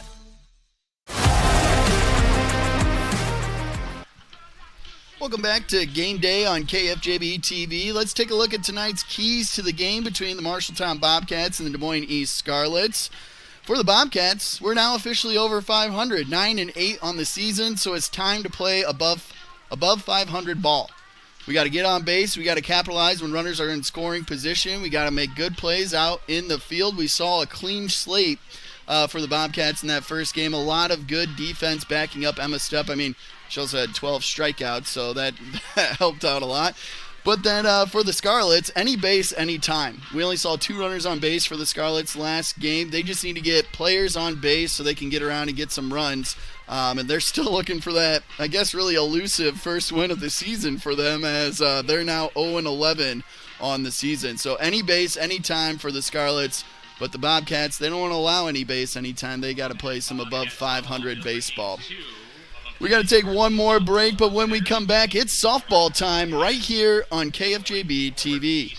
At Marshalltown Community School District, students don't just prepare for the future, they shape it. Embrace the lead. From academic excellence to college and career readiness, our schools support every student's journey. With strong student support, a wide range of extracurricular opportunities, engaging fine arts programs, and hands-on learning experiences. There's something here for everyone.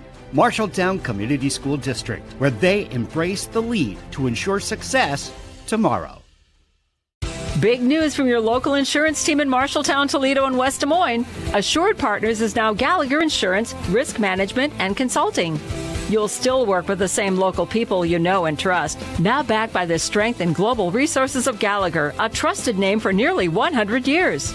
More expertise, more solutions, stronger protection. Because we're stronger together. Stop by your local office today and discover the power of Gallagher. The following is a presentation of Bobcat Athletics on KFJB-TV.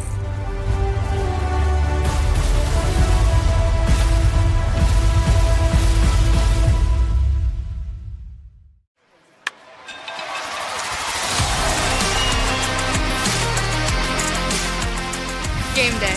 Game day. Game day. Game day starts now on KFJB-TV. Welcome back to KFJB-TV. I'm Zach Tomesch along with the ride for you this evening as we've got Bobcat softball between the Des Moines East Scarlets and the Marshalltown Bobcats. Bobcats get the victory there in Game 1, looking to extend that victory as we see the head coaches exchange lineups, go over anything that needs to be talked about before we get to some Game 2 action tonight. I mentioned I thought that the Scarlets were going to switch uniforms. It doesn't appear that that's going to be the case tonight. So we're going to see Game 2 with the Bobcats wearing the red, the scarlet red, and we've got the Des Moines East Scarlets wearing green. Although I will say there is red in their number or in their letters and numbers, so there's a little scarlet in that jersey, but your TVs are not broken. Your radios are not broken. Yes, the Bobcats we got the red tops and the blue bottoms, while the Scarlets are in the green tops and black bottoms tonight. We got Briley Danielson on the mound for the Bobcats. She's a junior this season, having herself another good year for her. She's pitched 40 2/3 innings. In those innings, she's been able to get 42 strikeouts on the year.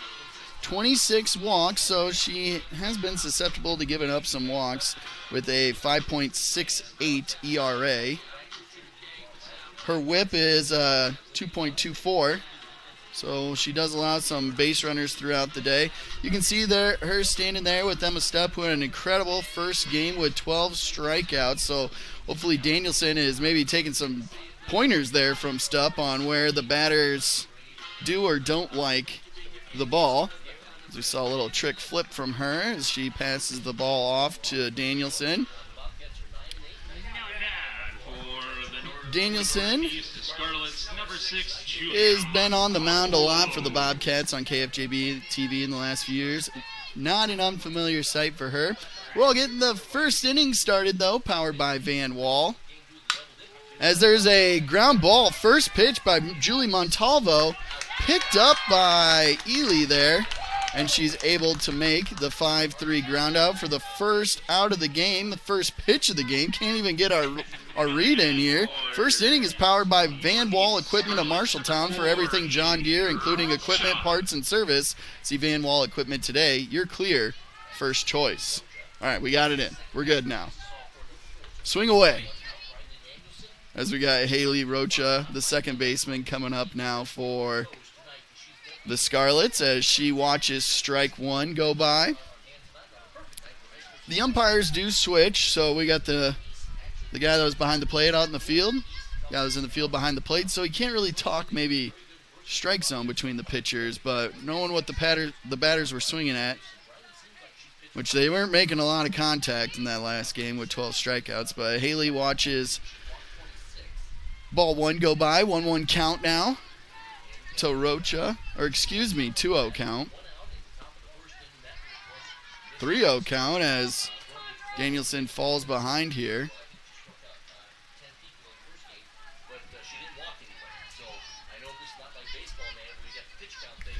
Well, Danielson fires in here. And she gets the strike call. Similar to that first pitch, a little on the upper side of the zone there, but it's now a 3-1 count.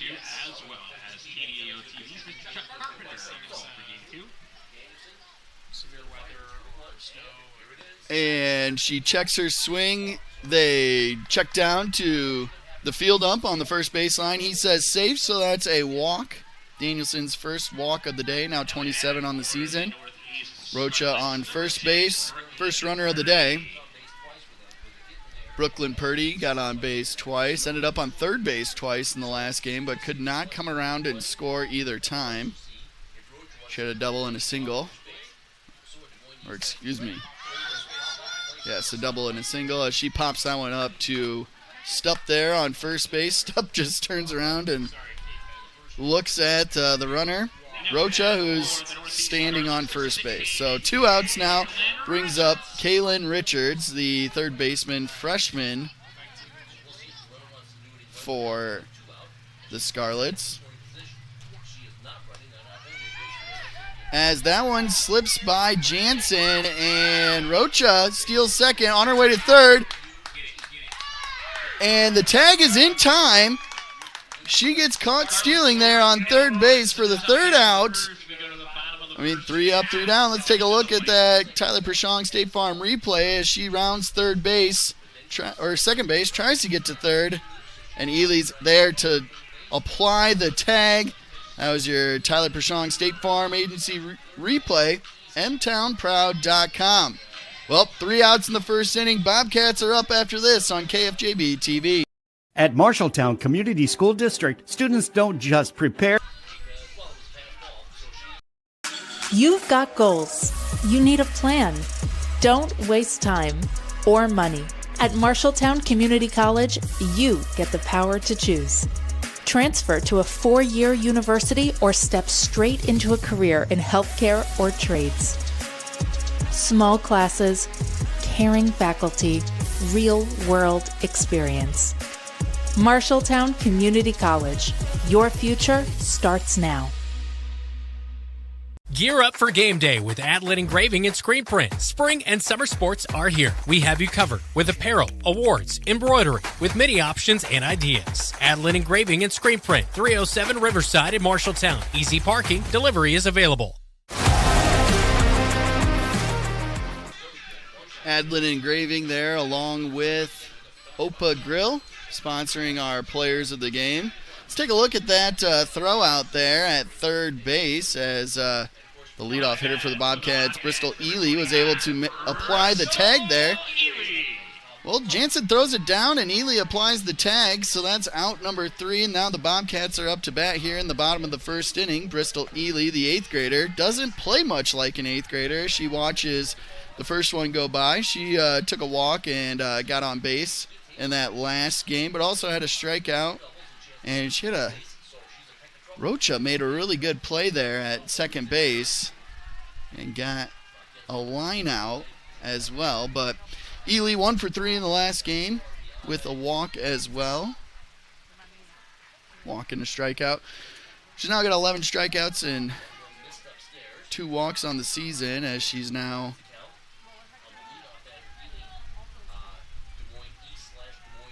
as there's that play by Rocha in the first game, dives to steal a hit from Ely as Ely fouls that one off. 2-2 count here. Martin on the mound again for the Scarlets. Mia Martin started the last game as well, but was pulled quickly in the second inning.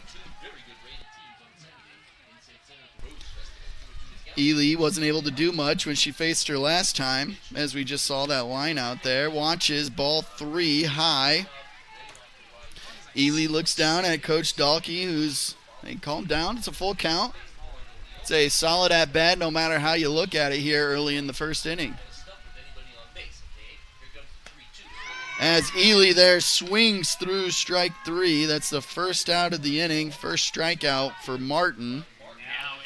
Martin did get 1 strikeout in the last game, 2 strikeouts in the last game, so adds to her total today. Abby Jansen, the catcher, up to bat here. She's batting .205. Coming into today, batting .205 with a 300 on base percentage. She did go 0 for 3 in the last game. She got walked, and she watches ball 1 go by. Now 5 walks on the year, with 9 strikeouts, but Jansen makes contact to second base. Ground ball picked up by Rocha. There's a 4-3 ground out there. So Jansen out, 2 outs now. Third batter up, Briley Danielson. Danielson, the pitcher tonight. Came into tonight batting .415, a .520 on base percentage with 4 doubles and 2 RBIs. Wants to help her cause right here as Martin throws it in there. Gets a strike. Danielson, 5 strikeouts and 10 walks on the year. As she gets a hold of one way out to right field. But there it is, number 7. Haley Hijick. She makes an incredible catch out there in right field as we take a look at our State Farm Tyler Prashong replay. Hijick with a great catch on the warning track out there to steal a hit from Briley Danielson, as that'll be out number 3 here at the bottom of the first inning, as it's 0-0 Scarlets and Bobcats on News Talk 1230 KFJB AM and 93.9 FM. Refinance your auto loan with Members First Community Credit Union. For a limited time, refinance your auto loan from another lender and receive 1% cash back up to $500. Scan the QR code to apply online. Call us or visit a Members First branch.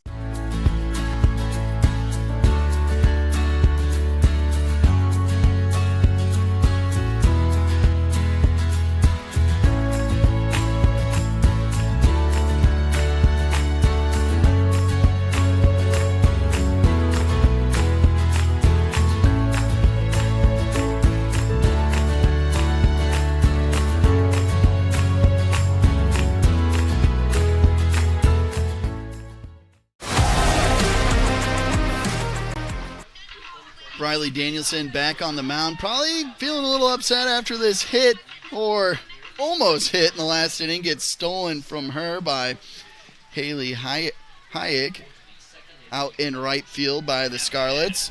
Well, Kaylin Richards is back up to bat. There was a ball in that first inning that the Bobcats were able to get a caught stealing by Rocha. She was caught stealing third base as Richards pulls that one foul. 0-1 count here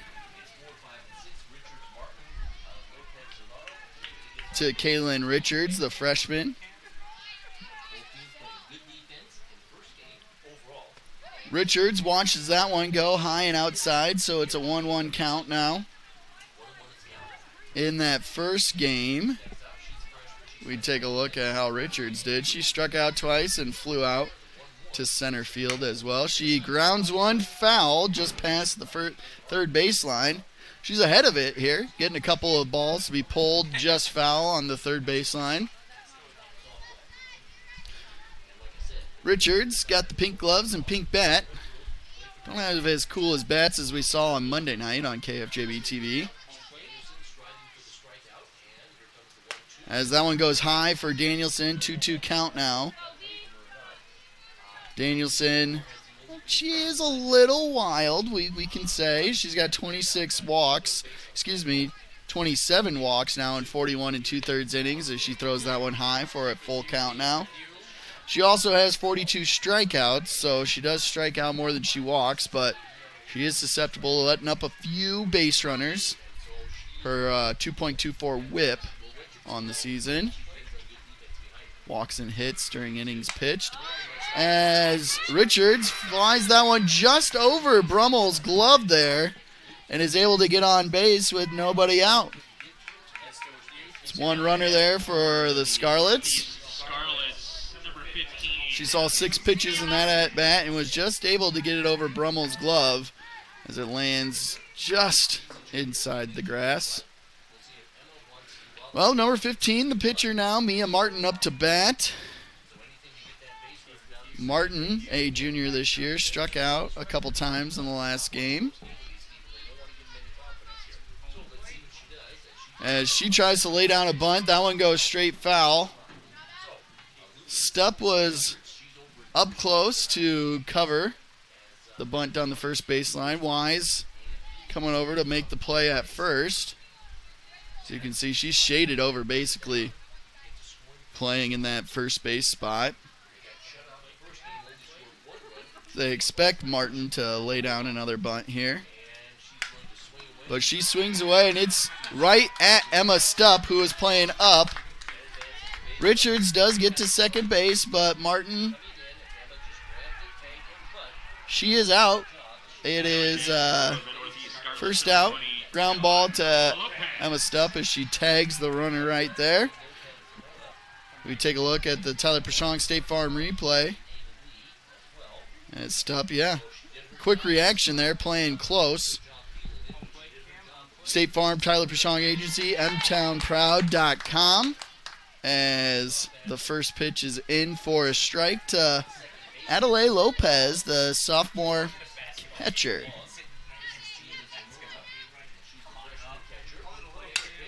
Lopez, it's a nice shot. She was able to push it over to right field, but pushed it too far.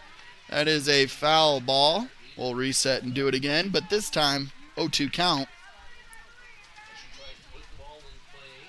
Runner on second here as Richards moved over on that short little dribbler to Stupp.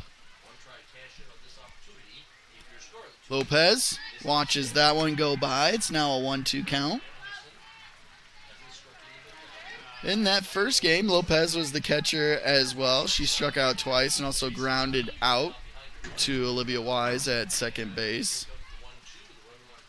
As Danielson fires in there, and she gets a swinging strike. That's the first strikeout of the day for Danielson.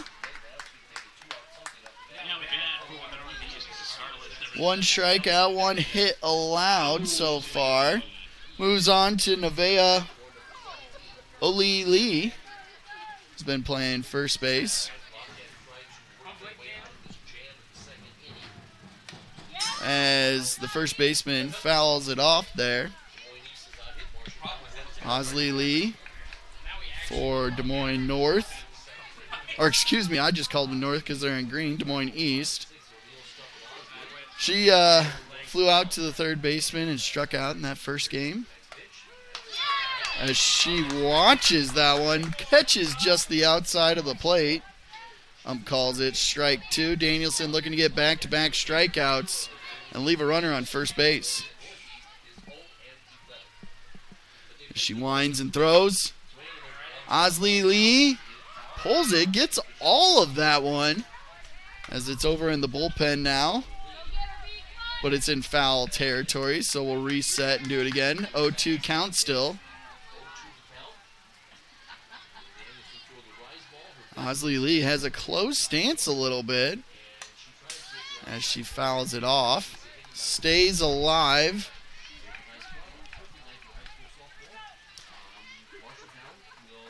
Osley Lee looking for first hit for today. Sophomore this year.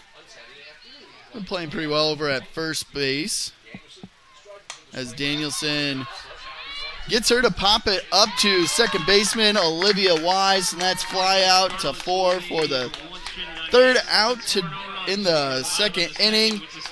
Coming up for the Bobcats, we'll see 4, 5, and 6. Lauren O'Neill, Emma Stupp, Hannah Osgood, right here on KFJB-TV.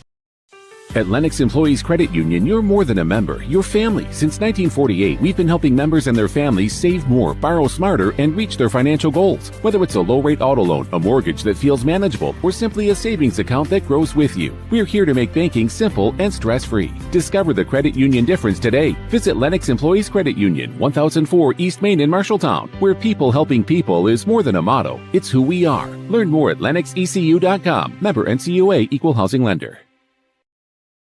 Have Van Wyck Wood Builders design and build the storage shed you need. So many different options to choose from. Van Wyck Wood Builders, just 5 miles south of I-80 in Grinnell on Highway 146. Online at vanwyckwoodbuilders.com. Welcome back to News Talk 1230 KFJB AM and 93.9 FM. We're going to do a quick scoreboard update. Shout out to Deegan Grant, our radio producer back at the KFJB studios. Softball score tonight. We got Cedar Falls beating West Dubuque 5-1 in their first game. Also baseball, Vinton Shellsburg defeats West Delaware. And most importantly, we've got an update over on our baseball side of things for the Bobcats. They're up 9-8 in the sixth inning over Des Moines East, just on the other side of the home run fence there. That's our scoreboard update, all presented by Central State Bank. They've got locations in Ames, State Center, and West Des Moines. Bobcats, Scarlets 0-0 up on the Marshalltown Hy-Vee scoreboard. Bottom of the second inning. Lauren O'Neill up to bat as she swings through the first pitch there, 0-1 count. Didn't see O'Neill in the first game. She's the designated player here in Game 2. Came in tonight batting .182 with a .308 on-base percentage as she now has a 1-1 count against Mia Martin.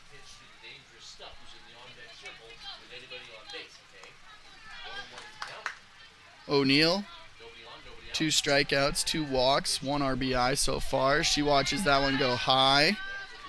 That's 2-1 count now.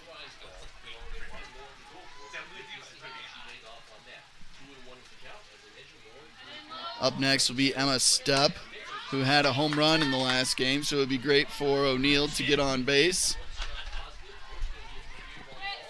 Hopefully Stupp can drive in a run here, but O'Neill fouls that one off, 2-2. 2-2 count here. Mia Martin started the first game, got pulled in the second inning, and started the second game now as O'Neill watches that one high again. Full count now. The Bobcats just need to continue seeing as many pitches as they can from Martin. And it was a short stint in the first game, but that arm is not as fresh as it should be for a second inning. O'Neill still aiming for that KFJB van there, so fouls another one off.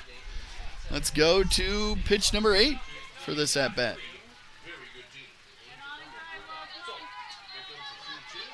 O'Neal hitting in the cleanup spot here as the Bobcats don't have that first hit, and she watches. Strike 3 go right by her there. That is out number 1. Now we have number 5-hole hitter, Emma Stupp. She's playing first base here in this game. She had an incredible night, or incredible first game pitching with 12 strikeouts. She also had a home run, 2 RBIs in the first game. She now has a total of 16 RBIs and 5 homers on the season. 5 home runs in 17 games for the Bobcats. So she's having a great year, as the first one's going to be low and inside. Stupp has 2 doubles, 1 strikeout, 12 walks, 3 hit by pitches, and she pops that one up to the middle of the infield as the shortstop, Montalvo, is able to get underneath it. She calls everyone out, as that'll be an F6.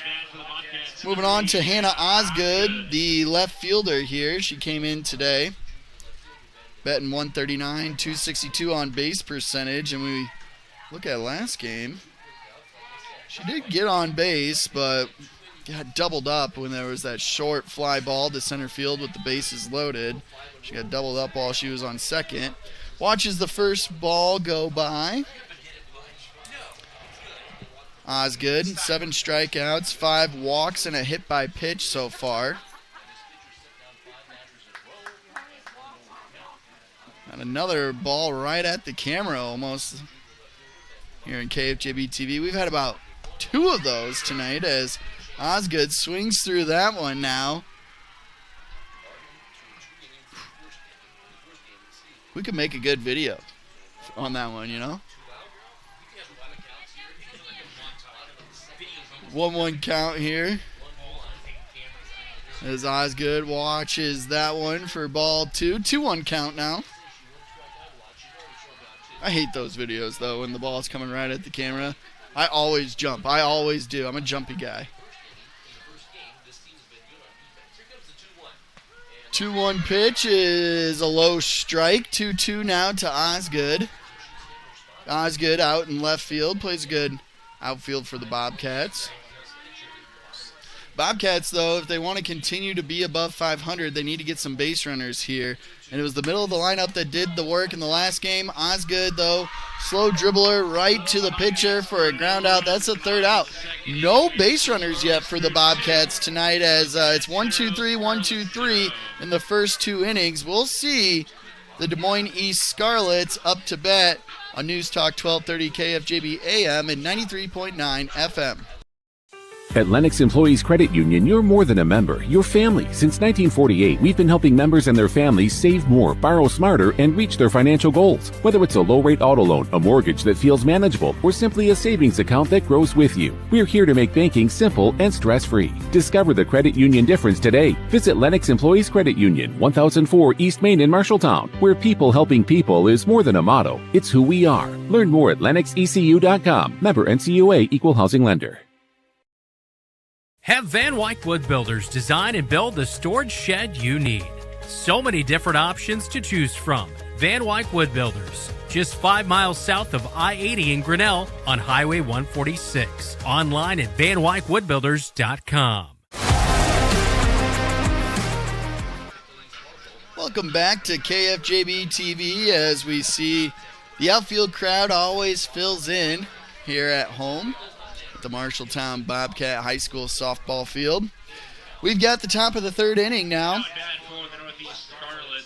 We're going to start out with Maya Gallen and Tina Negrin. And we'll get to the top of the lineup, Julie Montalvo.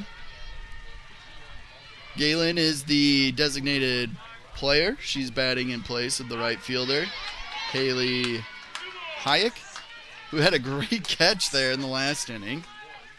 But Galen watches that one go for strike 1.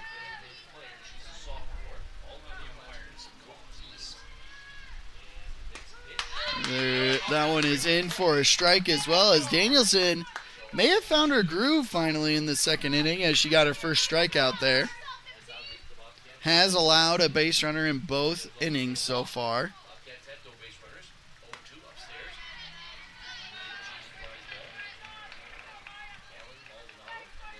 As that one comes in for a ball. Couldn't get her to chase at all.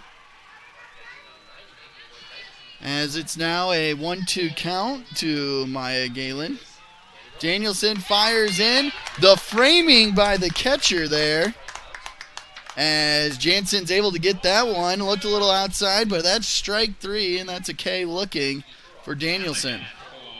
Danielson now has 2 strikeouts tonight. She's up to 44 on the season.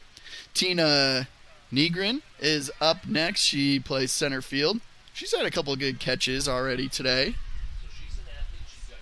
She's got great speed. As she tried to lay down a bunt in the last game, she was flying down to first base. Watches that one go in for strike 1. Danielson takes the lead again on this batter. Looking to get that 3rd strikeout tonight as she goes, according to the field umpire there, as the home plate up checks down with him. Second time we've seen that in this game already. 0-2 count. Danielson looking to get the 2nd out here.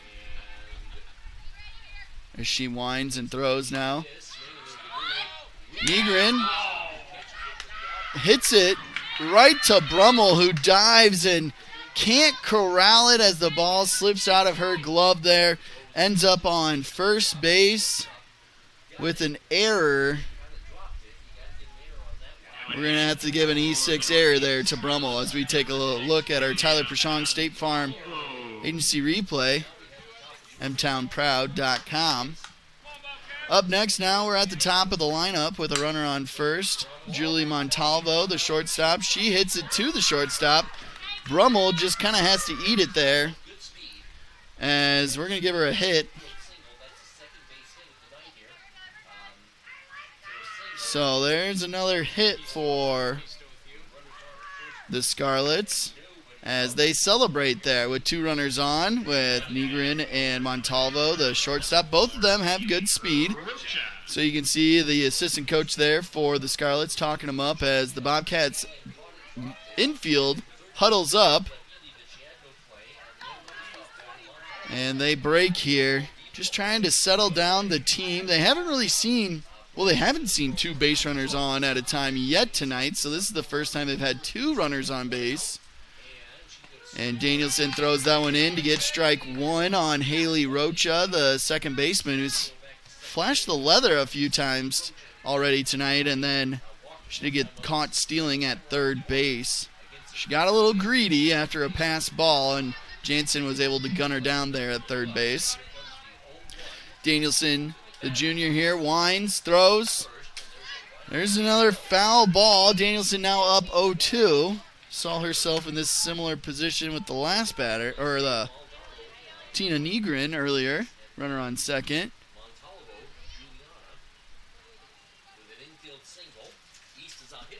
And here we go as Rocha digs in. Danielson fires. And that's it's a pass ball.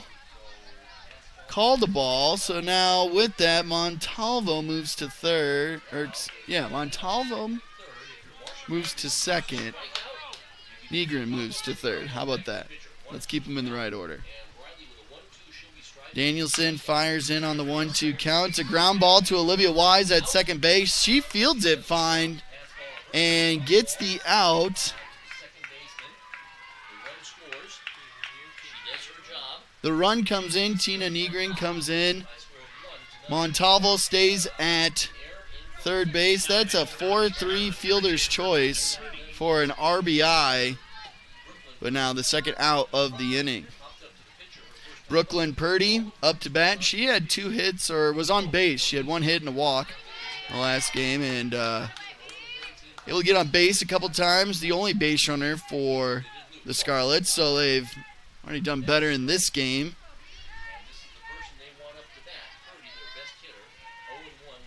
As Brooklyn Purdy watches that one now. 1-1 count. Purdy, a junior this year. our update, we don't think there's any relation between her and Brock Purdy. As Danielson fires in, this one gets past Jansen, the catcher, and Montalvo comes around to score on the wild pitch. So East is now up 2-0 on the Bobcats. Like we said, any base, any time. They got 2 runners on here. 2 runners come around for the Scarlets. And the Bobcats now are playing catch-up. As Danielson fires in there for ball 3. Excuse me. 2-2 count now. He has a late strike call. And there's strike 3 for the third out. Danielson able to leave or get out of that inning with 2 runs allowed. Bobcats now down 2-0, looking to get their first hit of the game. Olivia Wise, first one to bat right here on KFJB-TV. Gear up for game day with Atlet Engraving and Screen Print. Spring and summer sports are here. We have you covered with apparel, awards, embroidery, with many options and ideas. Atlet Engraving and Screen Print, 307 Riverside in Marshalltown. Easy parking, delivery is available. Eat at Legends American Grill in Marshalltown and support the Bobcats when you order the Bobcat Burger. 2 juicy quarter-pound beef patties stacked with crispy bacon, sautéed onions, and a mouth-watering blend of American, cheddar, Jack, and Swiss cheeses, all on a toasted bun with fresh shredded lettuce. And here's the best part. $1 from every Bobcat burger sold goes to Marshalltown High School activities. Satisfy your burger craving and support the Bobcats at the same time. Only at Legends American Grill in Marshalltown.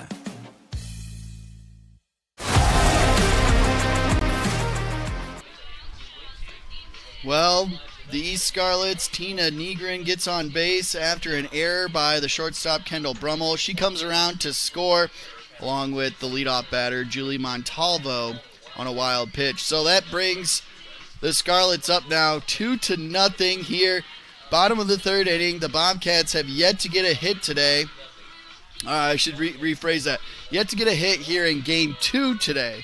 Olivia Wise, who's really been hot here in the latter part of the season, she comes up to bat. She had a strikeout and a walk in the last game, as well as a ground out, but she did come around to score and played a nice second base on defense. Wise has kind of been all over the place on defense. No errors tonight. Came in batting .417 with a .500 on base percentage, 2 doubles, 11 RBIs. That's second most on the team. She watches ball 1 go by. Just 3 strikeouts and 5 walks with 2 hit by pitches as she fouls that one off there. It's now 1-1 count. Wise, a sophomore this year, got a lot of playing time last year as a freshman. Playing in that second base spot last year and this year. Also a great wrestler as well for the girls wrestling program that has just been stellar for the Bobcats to start out the first couple of years. She fouls that one off, trying to hit her assistant coach there in the first base dugout or box. 1-2 count to Wise here. The sophomore.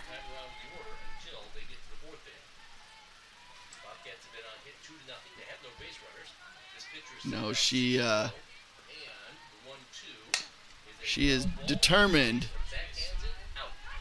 every time she steps up to the plate as she grounds out there to the first baseman for the first out of the inning. Charlotte Reyes, the sophomore, up to bat here. She's playing right field for the Bobcats. Came in today batting .200 and on base percentage .200. She's got 1 RBI, 1 strikeout on the year. As Reyes fouls that one off, 0-1 count. Got another update with the baseball game there. We've got 12-9 Scarlets are ahead as they head into the bottom of the 7th inning. Reyes here digs in, 0-1 count. Fouled off the first pitch from Mia Martin. Martin's second pitch is low. 1-1 count. Mia Martin pitching a little bit longer than she did in the first game as she got pulled in the second inning.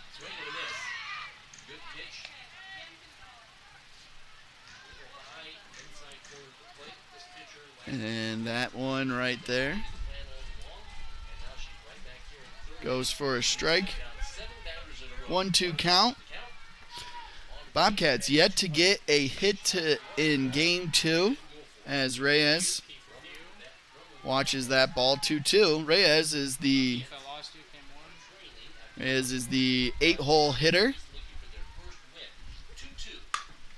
As she makes contact here, it's going to land in front of the right fielder as Hayek is able to field it, toss it into second base, and get Reyes trying to get to second there. So she'll get a single and she'll be out, trying to extend that to a double there. Brummel, as we watch it, the replay right here on KFJB-TV, she tries to extend it, but the ball definitely beats her, and here the shortstop is able to apply the tag, Montalvo. Up to bat now, the 9-hole hitter, Kendall Brummel. Shortstop tonight was catching in the first game. She did get crazy, 2 RBIs on a bunt. You don't see that very often. She got that, now up to 3 RBIs on the season as she watches ball 1 go by.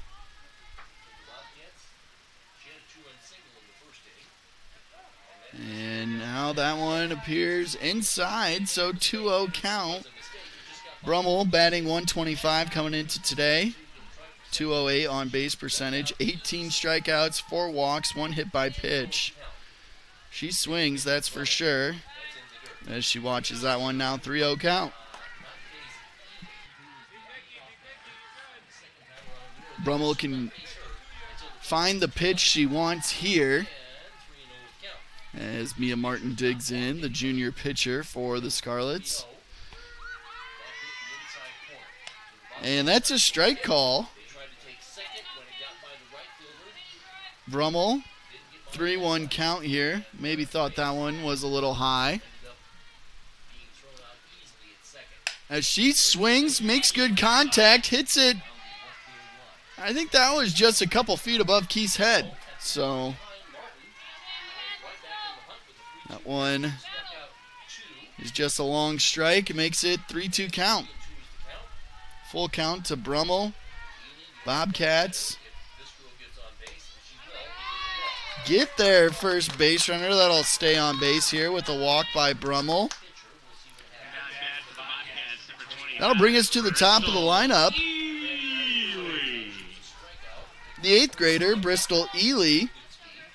She struck out in the first inning to lead off the game. That 8th grader, though, she came in batting .241 with the .267 on base percentage, and she has made, even for the leadoff batter, she has made some great plays in the field already early today. She applied the tag to get the stealing Scarlet in the first inning. She's also had a couple of plays at third base and played a really good first base in the first game. Had a couple picks she needed to make. Now has a good eye here in the third inning as she watches the first 2 go by her for 2 balls. 2-0 count as Martin fires in there, and Martin snags that one from the pitcher's circle and is able to get Ely out at first. What a defensive play by Martin there to snag the ball. We have a 2-0 Scarlet lead as we head to the 4th inning on KFJB-TV. Looking for top-notch eye care close to home? Eye Care Associates, with offices in Marshalltown, Conrad, and Toledo, has proudly served Central Iowa since 1990. Their expert team provides eye exams for all ages, designer frames, contact lens fittings, and treatment for glaucoma, cataracts, and other eye conditions. With advanced technology, a welcoming staff, and convenient online booking, your next visit is easier than ever. Visit VisionSource-MarshalltownEyeCare.com today. Eye Care Associates, your vision is their priority.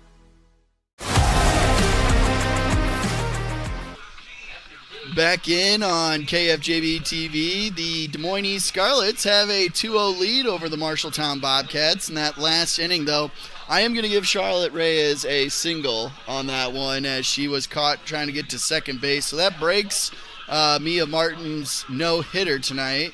But then she goes on to walk Kendall Brummel. But the Bobcats can't do anything with their first base runner of the day. So we go to the top of the fourth inning. It'll be the 4-hole hitter, Kaylin Richards. She was able to get a hit in inning number 2. She got to second base, but not able to come around and score. So she'll see if she can get things going for the Scarlets. After Kaylin Richards, we'll have Mia Martin and Adelaide Lopez. So the third baseman, the pitcher, and the catcher up for the Scarlets as ball one from Briley Danielson. As Richards pops it up to third base, and Ely, did she have space? Tried to get it there right in front of the ball magnet Keith Stewart himself. Not able to get the catch over there, the 8th grader Ely. As we take a look at the Tyler Prashong State Farm Agency replay, mtownproud.com. 1-1 count now to Richards, the freshman.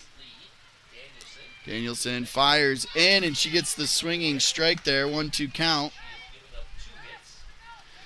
Danielson finally got a couple strikeouts now. 2 strikeouts on the day. 3 strikeouts on the day. She finished the last inning with a strikeout as well. As that pitch is low and in the dirt. 2-2 count to Richards, the third baseman.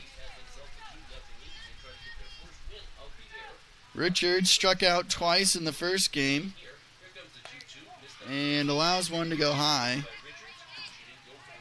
Full count.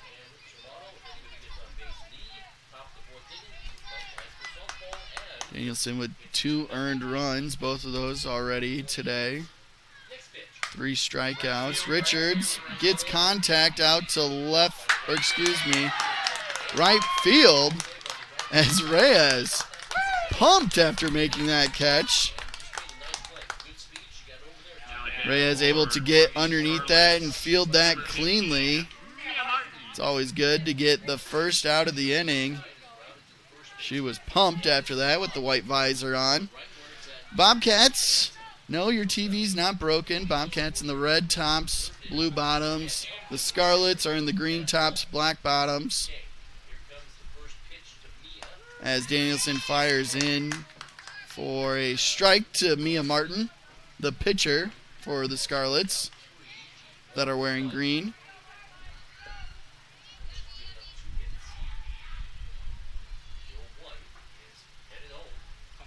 As Danielson here gets set and winds. Martin hits a ground ball down to Ely at third base. She fields it and is able to fire over for a 5-3 ground out. Second out of the inning here.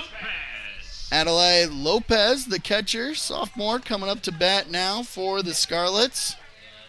They've got to be feeling pretty good at the moment. They, had 2 base runners all of game 1 and now have 2 runs in game 2. The 2-0 lead over the Bobcats here. We got a final for the baseball team, 12-9. The Scarlets end up beating the Bobcats in game 1, so they have completed that first marathon of a game. Danielson fires in here to Lopez. 1-1 count now after a ball.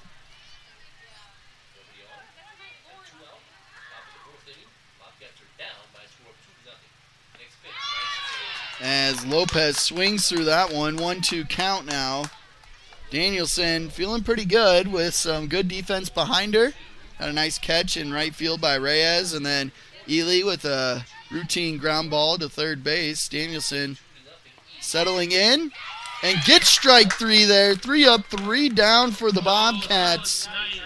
Another strikeout for Danielson that brings her up to 4 on the day.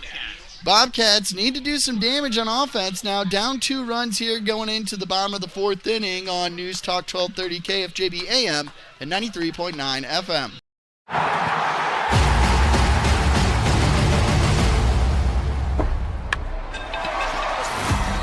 Bobcat Athletics on KFJB-TV is powered by First Rate Real Estate, Adland Engraving and Screen Print Company, Assured Partners, Brown's Shoe Fit, Central State Bank, your Marshalltown Dairy Queens, Eye Care Associates, Hy-Vee Marshalltown, Legends American Grill, Lennox Employees Credit Union, Marshalltown Area Chamber, Marshalltown Community College, Marshalltown School District, McGregor's Furniture and Mattress, Sandvik Enterprises, Scooters, Marshalltown, Sports Plus, State Farm, Tyler Pashong Agency, Wayward Social, Wells Fargo Advisors.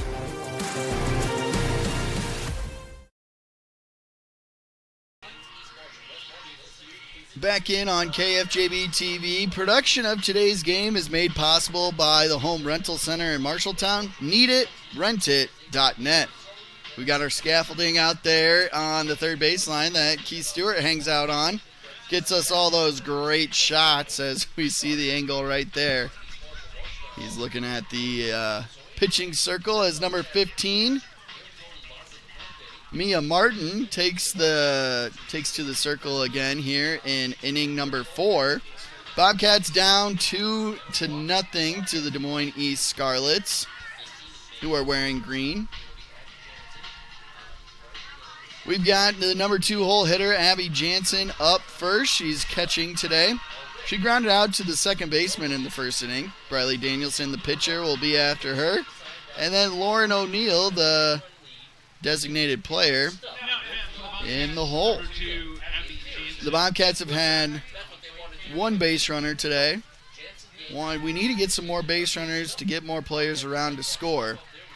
That first game, they seemed to get a base runner just about every inning, and now can't buy one in game 2, as the first pitch in the 4th inning is a ball. Mia Martin so far today only has 2 strikeouts and 1 walk, as that one is a ball as well. So 2-0 count to Abby Jansen, the junior catcher. Jansen has peak batting gloves on. As Martin fires in there, Jansen grounds the ball. There's Rocha again. I don't think that's the place you want to hit it. Rocha's been playing a really good second base over there, so she gets the 4-3 force out at first base. Now the pitcher, Briley Danielson, comes up to bat. She's going to try and help her cause here, as the Bobcats they can't get anything going on offense in game number 2.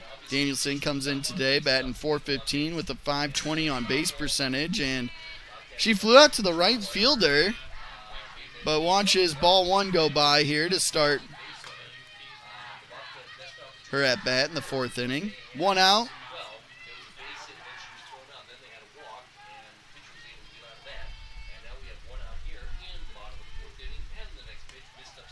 As that one is upstairs now for ball 1.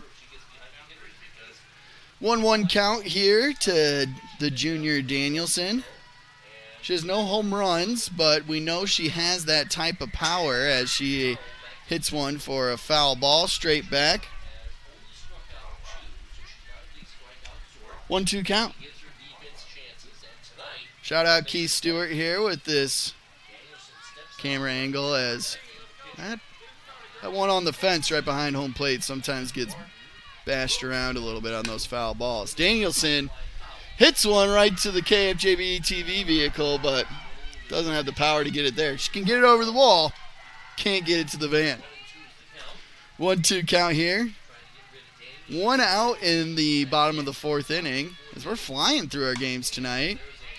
as Danielson is able to get it right over first base. And so she's able to get on base here with a hit. That's the second hit for the Bobcats. Bobcats on base. Danielson helping her own cause here. Lauren O'Neill now, the designated player, up to bat. O'Neill struck out looking there to start the second inning. And she thought about laying down the bunt, but pulls back for ball one. Danielson, we know she's got the wheel. She's has 12 stolen bases, I believe, on the season now after she stole one in the last game. O'Neill thinks about bunting again. This one is pushed too far down the first baseline and goes foul. So we'll reset and do it again. It's now 1-1 count.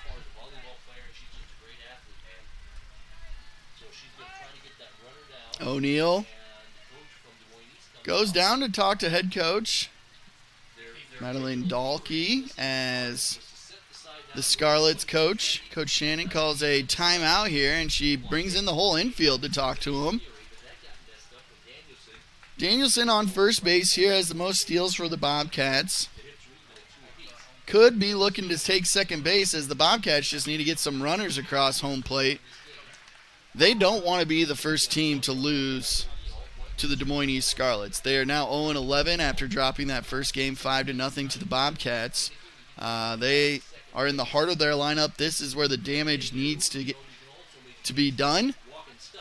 If O'Neill can get on base here, that would be 2 runners on for Emma Stupp, who already has a home run tonight. And that's the player we want to see with runners on base. If not her, Olivia Wise, who has 11 RBIs on the season as well. We do have an update that number 1 is warming up in the Scarlet bullpen right now. Pitcher number 1, Simon Spitzel, according to Maya Galen. As Rocha on the dirt again makes another diving catch. Lauren O'Neill pops it up to anywhere near that. Rocha at second base is the wrong place to put a ball in the air, as Rocha now has gone to the ground twice, able to make a diving play. What a catch by her. She is playing a great defensive second base for the Scarlets. Emma Stupp now up. She's got 1 runner on here. 2 outs. I don't expect Danielson to take off at all, as they want Stupp to be able to swing the bat. As Stupp looks like she's on time there, but didn't like the pitch, so holds off for ball number 2. Stupp gets a hold of one, almost the same spot as last game. There it is, tie game, 2-2. Emma Stupp, home run tonight with her second one. There she is, rounding the bases as her team is there to celebrate at home plate. Get loud, Bobcats, because we just tied the game in the 4th inning. Let's take a look at that Tyler Prashong State Farm replay. mtownproud.com, as the pitcher knew it immediately. She turned her head and she shook her head. She knew it immediately. As Stupp's second home run of the day. 6th now of the season. She got 2 more RBIs on that one. That brings her up to 18 RBIs. Let's take a look from Keith's angle here, as this one was cranked. The last one just barely gets over the fence. This one cleared it by at least 10-15 yards. So she got all of that one and more. Emma Stupp, we said we wanted runners on base. She had one on base, gets the home run to tie the game here. The Bobcats look like you can kind of even hear it a little bit. A little life on the team. 1-0 count now to Hannah Osgood. She's the left fielder for the Bobcats. She grounded out to the pitcher in the second inning. There was a pitcher warming up, or there is, number 1. Galen for the Scarlets, but no change yet. I wonder if the coach wants to get through this inning first. As Mia Martin throws that one in. 3-0 count now to Hannah Osgood, the left fielder. Take a look at players coming in from the bullpen there as Osgood watches strike 1 go by.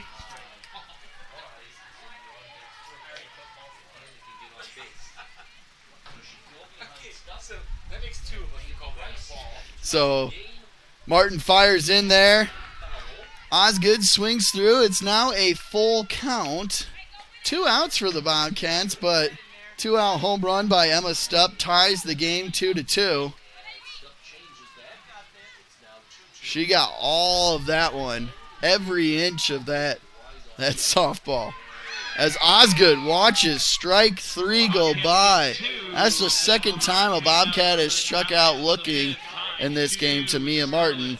Bobcats, though, they strike for 2 runs here on this monster shot by Emma Stupp, and the pitcher, hey, don't worry, we all knew it too. It was gone right as it hit the bat. Tie game here, 2-2. Scarlets and Bobcats on KFJB-TV.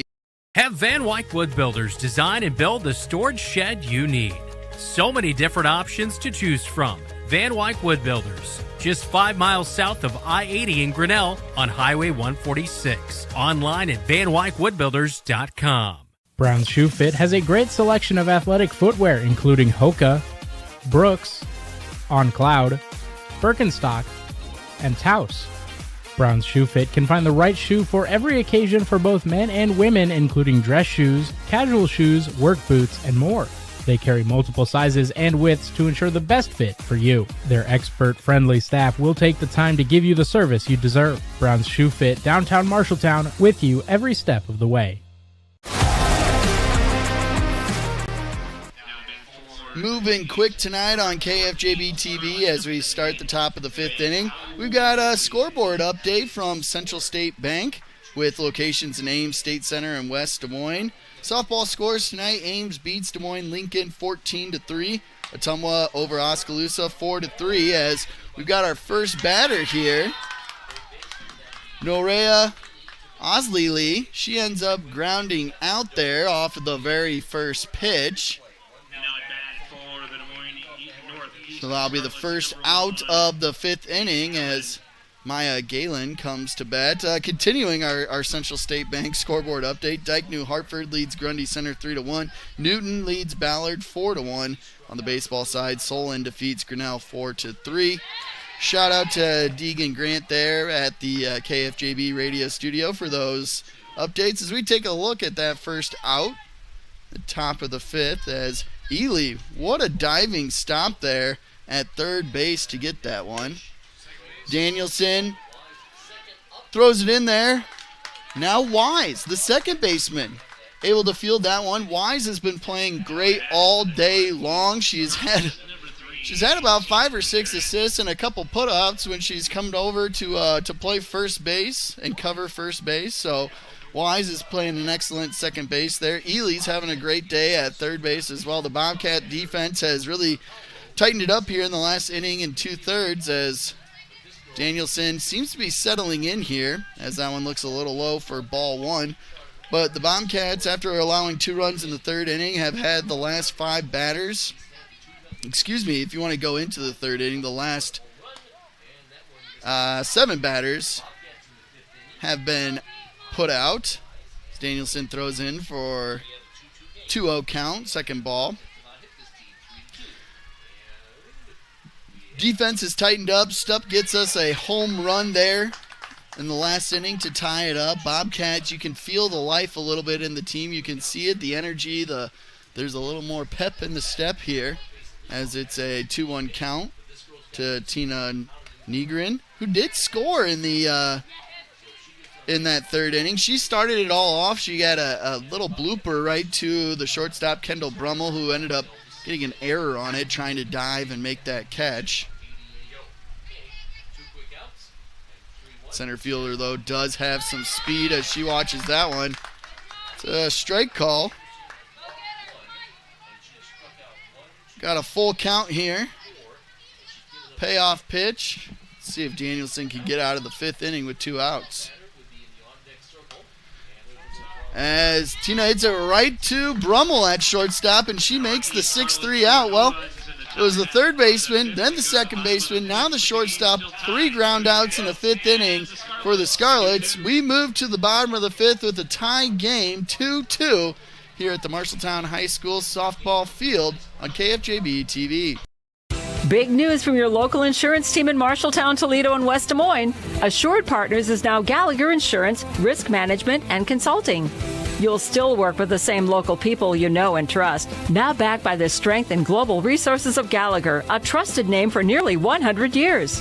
More expertise, more solutions, stronger protection. Because we're stronger together. Stop by your local office today and discover the power of Gallagher.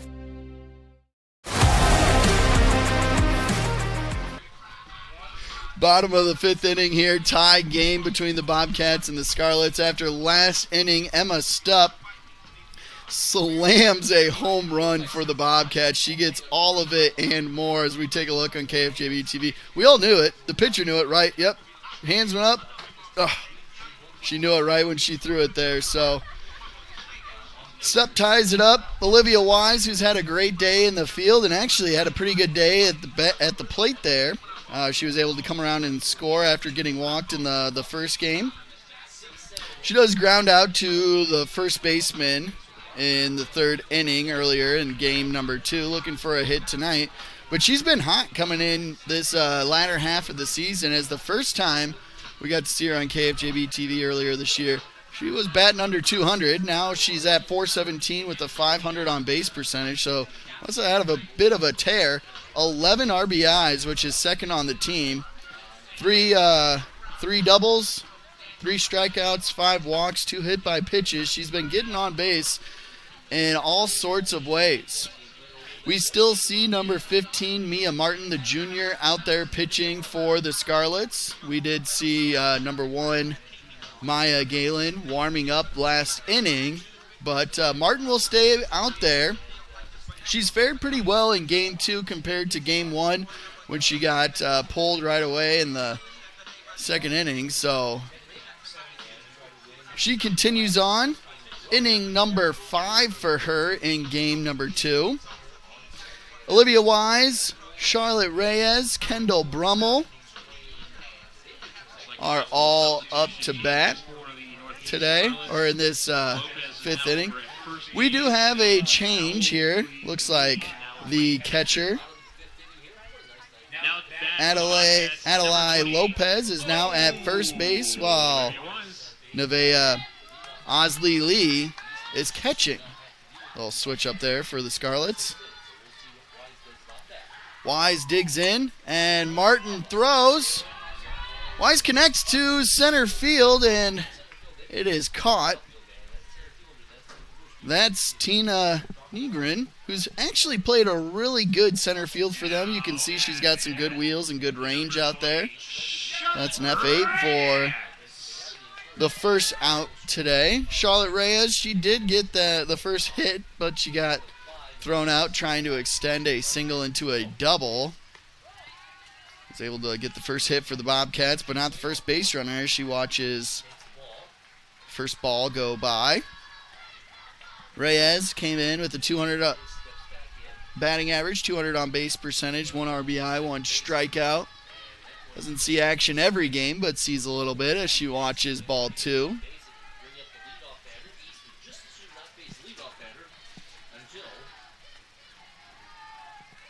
Reyes showed that Martin wasn't unhittable here in game number 2. Then Brummel was able to get walked, put a little pressure on them as Cam 1 gets bumped out of play.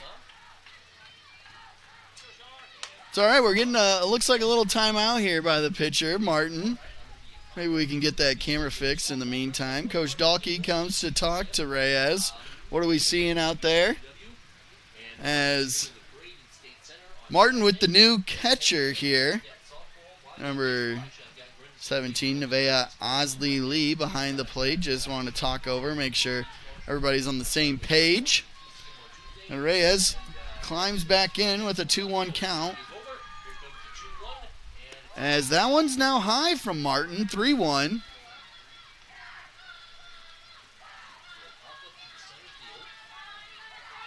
Reyes did not play in the first game and had a nice play out in right field earlier tonight in game number 2 as she lifts one.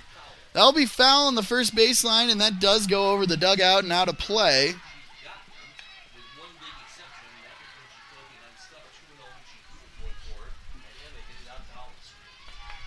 As our on-site producer, David Braga, gets cam 1 reset for us after a foul ball off the fence. It's now a 3-2 count.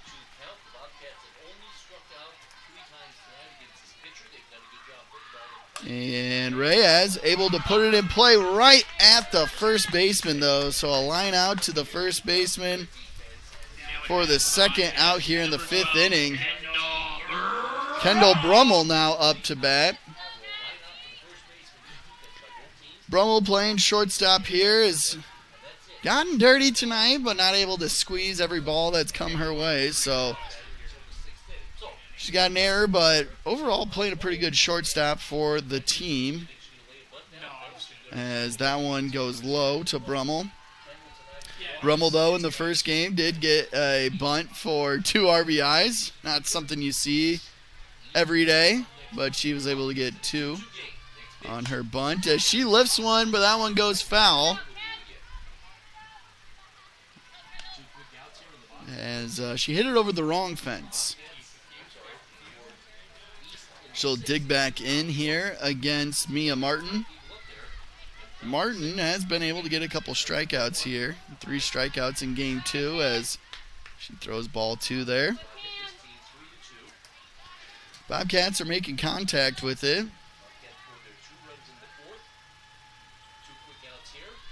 As Brummel digs in and looks at that one. Looks to be just inside. So 3-1 count. Brummel steps out, takes a practice swing. Brummel swings and misses there in the 3-1 count. It's now full count. She does have 18 strikeouts on the year. Tries to swing, doesn't always make contact. As Brummel looks at that one high for a walk. Bobcats, they scored both of their runs with 2 outs as we take a look at the dugout. Walking.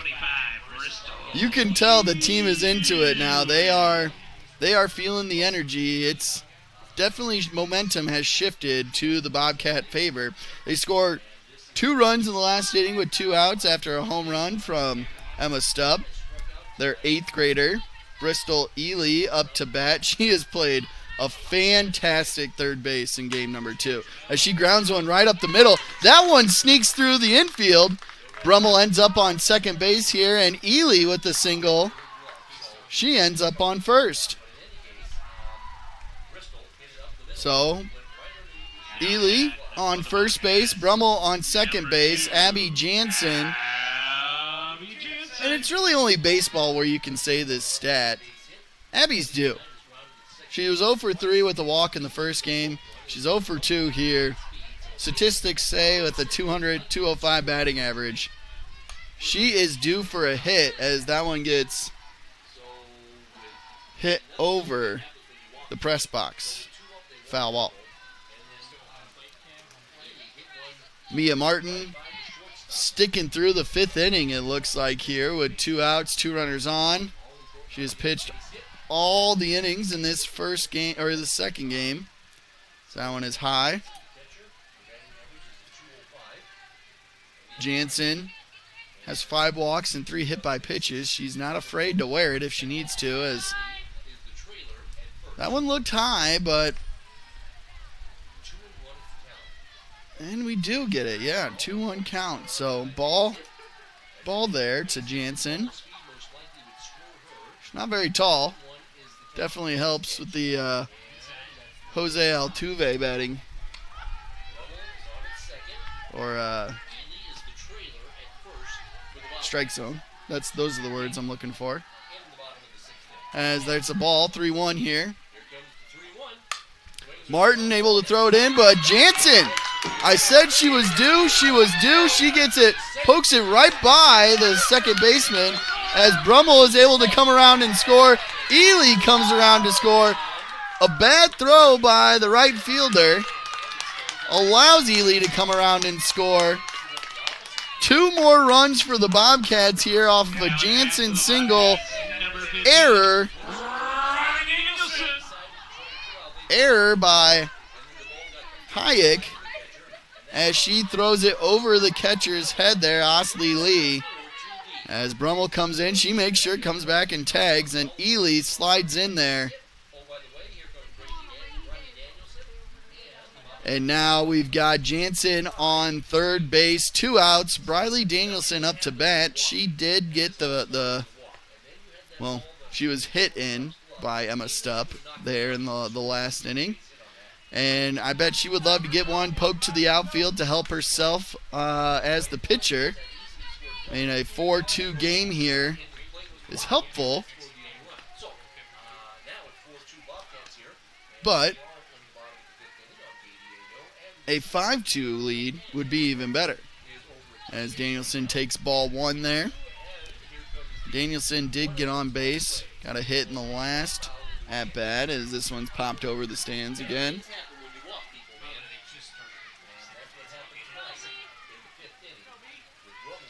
I wonder what Carl would give us, or give a girl, for hitting the van. I don't think they'll get a free car, but maybe a test drive.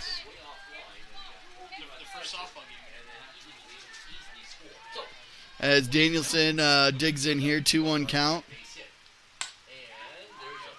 Popped up first base. Is there room? Not enough room to make a play there, as the new first baseman, Adelie Lopez, is unable to make the catch. So 2-2 count now. And Danielson, the junior, digs in, makes contact to the shortstop there, Montalvo. She makes the throw to get Danielson out, a 6-3 ground out for the third out of the inning. But we get 2 runs in here as Abby Jansen is able to sneak one into the outfield, and the right fielder overthrows the catcher. Both Brummel and Ely come in to score. 4-2 Bobcats as we go to the top of the 6th. Scooter's Coffee is going bananas, literally. Treat yourself to banana bread hot or iced lattes, creamy latte blenders, and fresh banana bread muffins. Need something refreshing? Sip a berry spritz soda, light, bubbly, and perfect any time of day. Craving cozy? Try salted caramel waffle lattes, hot or iced, or a smooth sea salt caramelicious as a latte, cold brew, or blender. And don't forget the French toasty sandwich, warm, sweet, and satisfying. Plus, Cinnalicious drinks are here for a limited time. Scooter's Coffee, amazing people, amazing drinks, amazingly fast.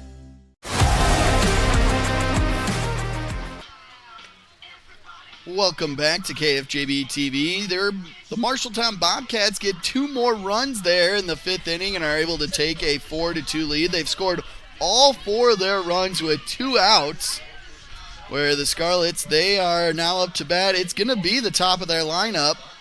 Montalvo leading it off, the shortstop. She has come around and scored today. We also have Haley Rocha, the second baseman, and Brooklyn Purdy in the hole. Rocha has played an incredible second base on the defensive side for the Scarlets. Montalvo there got the final out against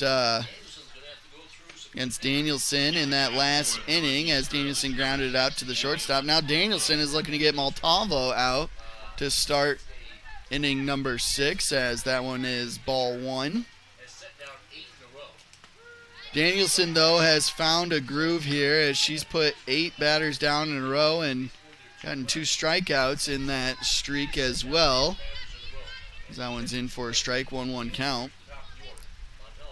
Danielson fires in, and Montalvo lifts it to center field where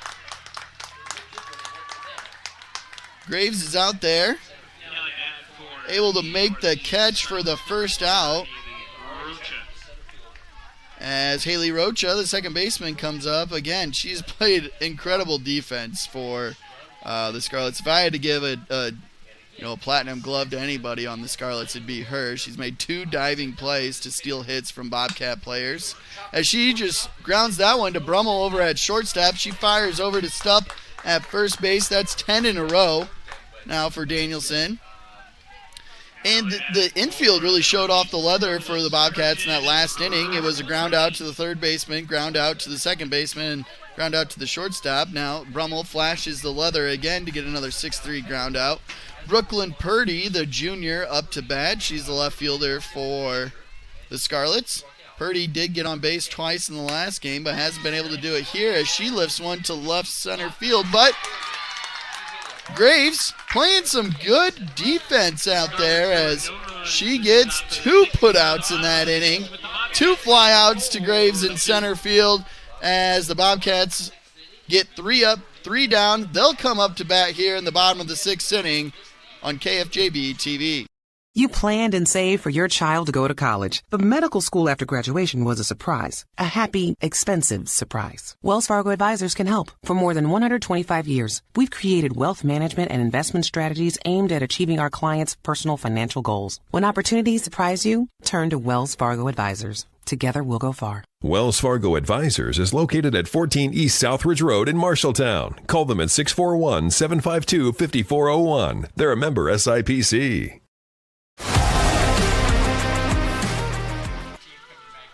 Welcome back to KFJB-TV. I'm Zach Tomesch. Been along the ride with you tonight. Much faster game than the last time I was on the call.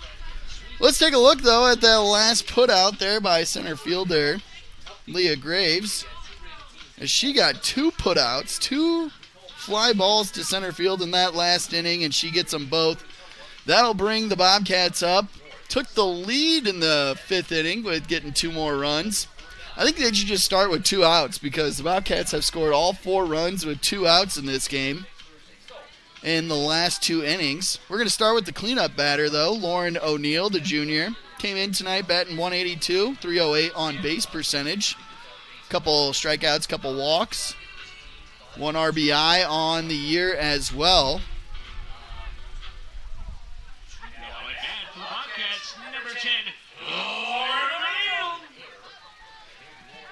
O'Neill steps to the plate here. And we've still got Mia Martin on the mound, number 15, the junior for the Scarlets. She's going to get into the 6th inning here. We did see someone else warming up, but no substitution yet as both pitchers have gone 5 innings so far tonight. O'Neill swings through that one. It's now a 1-1 count. Bobcats get over 500 as they win the first game, now 9-8. O'Neill gets one to sneak by the shortstop, Maltavo there, and gets a no-out single to start the 6th inning. And again, this is who we want on base with.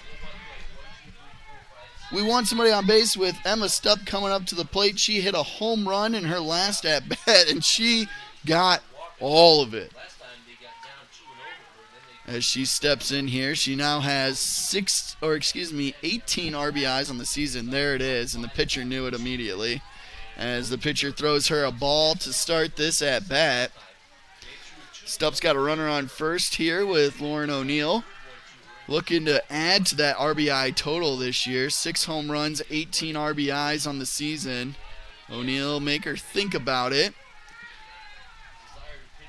We still have the new catcher, Nevaeh Osley Lee, switched in for Lopez, as Lopez is now at first base. Stupp, though, pulls that one foul. 2-1 count.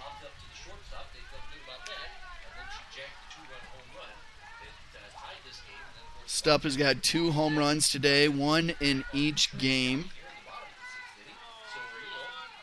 As she is just uncorked on that second one as she gets hit by a pitch there. That's now her 4th time she's been hit by a pitch this year.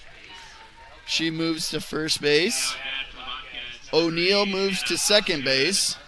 Osgood now up to bat for the Bobcats. Osgood is grounded out to the pitcher and watch strike 3 go by her. Came in today batting .139 and a .262 on base percentage. She has 5 RBIs, looking to add to that total here. As Osgood appears that she's going to lay down the bunt, but pulls back and gets, I believe, the ball 1 call. O'Neill made the catcher think about it a little bit. Osgood looks to potentially bunt, but that one bounces in there. Tough to bunt a ball that's rolling on the ground. O'Neill was able to sneak one by the shortstop. Stupp was hit by a pitch, so we got runners on first and second. Osgood watches that one go, and it's a ball. 3-0 count here.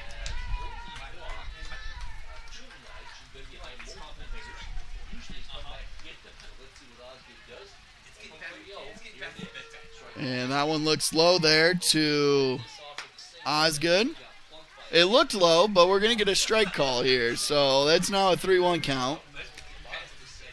If we can't figure out the strike zone up here, I feel bad for the girls, as Osgood does make connection with one. But Rocha, the second baseman, is able to get underneath it. Stupp gets a little too far off of first base. They try to catch her at first. She makes it back safe. Lopez then fires over to the third base where O'Neill had taken off. And they're able to get a double play on O'Neill here. As Osgood flew out to the second baseman there. And they were able to double up O'Neill at third base.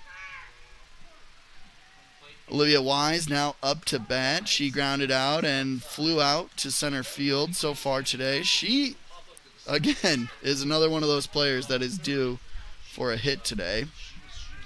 She watches the first one go by for ball 1. As that one is in for a strike. Stupp on first base still.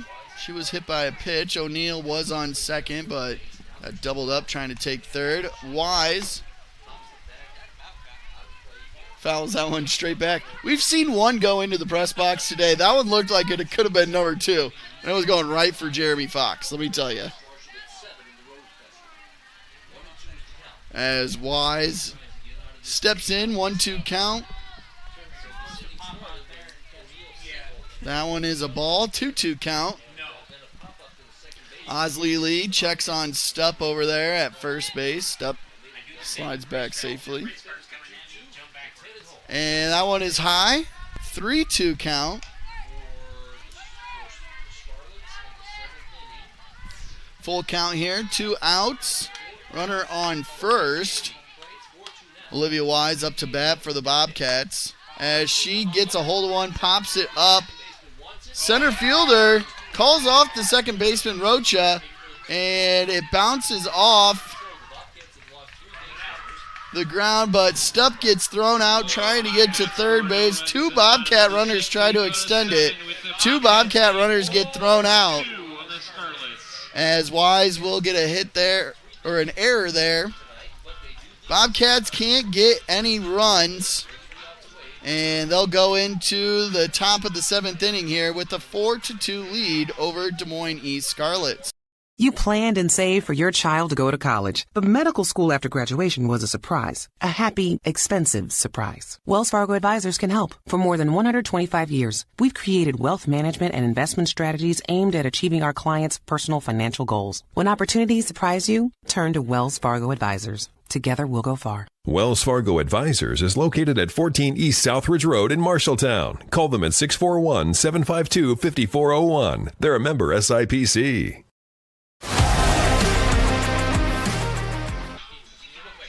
Well, it really was when the Bobcats scored 2 runs with 2 outs in the 4th inning. Emma Stupp hit a home run. They got 2 more runs with 2 outs in the 5th inning. The Bobcats have been feeling it here. They were dancing right there before they get settled in to start the 7th inning here. 3 more outs for the Bobcats, and we're done for tonight, which would be a record for me on the microphone, as that first one from Briley Danielson's to Kaylin Richards is a ball. I seem to always get the long games, whether it's the Allie Morrison duels, the 6-hour game that we had a couple Monday nights ago for baseball, as that one gets thrown in for a strike by Danielson. 1-1 count here.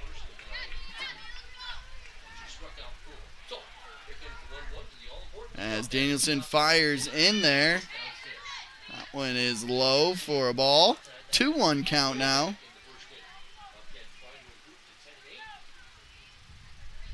As we take a look at Briley Danielson there getting set. Fires in and ground ball to Kendall Brummel there. Brummel fields it cleanly and is able to get Richards, the freshman, 6-3 ground out. 2 more outs for the Bobcats, and we go home with 2 victories. Up next is the pitcher, Mia Martin. She has pitched all 6 innings today. She was on base in the 2nd inning, she has not been on base today. She's grounded out to the first baseman and grounded out to the third baseman so far. As Martin watches ball 1 there from Briley Danielson. Danielson would love to get Martin out. You never want to give up that hit to your counterpart. The Scarlets wearing their green tonight. The Bobcats in their scarlet, because we just want to make it as confusing as possible. But don't worry, your TVs aren't broken. They are showing you the right colors. Martin watches that one there for strike 2. It's now a 1-2 count. Or is it 2-1 count? Excuse me. Getting ahead of myself. As now we'll get our second strike. So let's call it a 2-2 count. All evened up.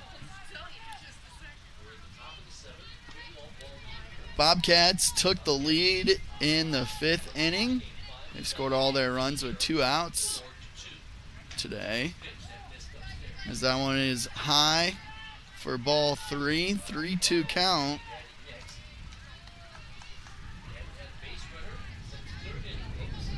Three-two count to Mia Martin. As Martin is able to foul that one there. Not enough space to make a play though, so we'll reset and do it again. 3-2 count.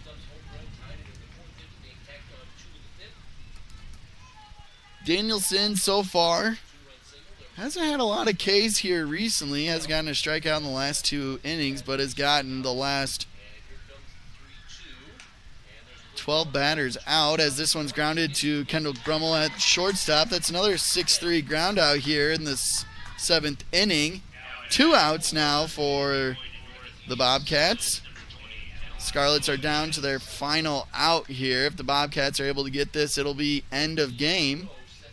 Don't forget to stick around for our locker room report, as we'll talk with head coach Madeline Dahlke after the game and see what it feels like to be coaching a team above 500.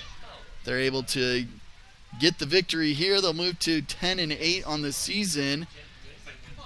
The Scarlets here, they are currently 0-11, trying to get that first victory.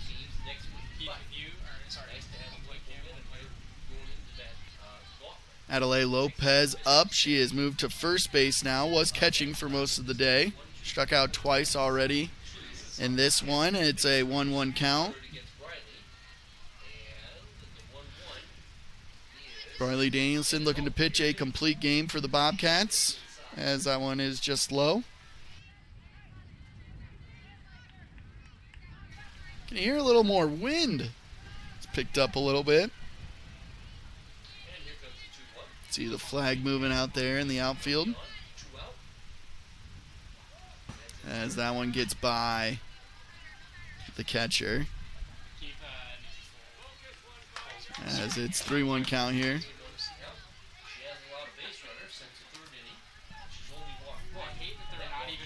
And it's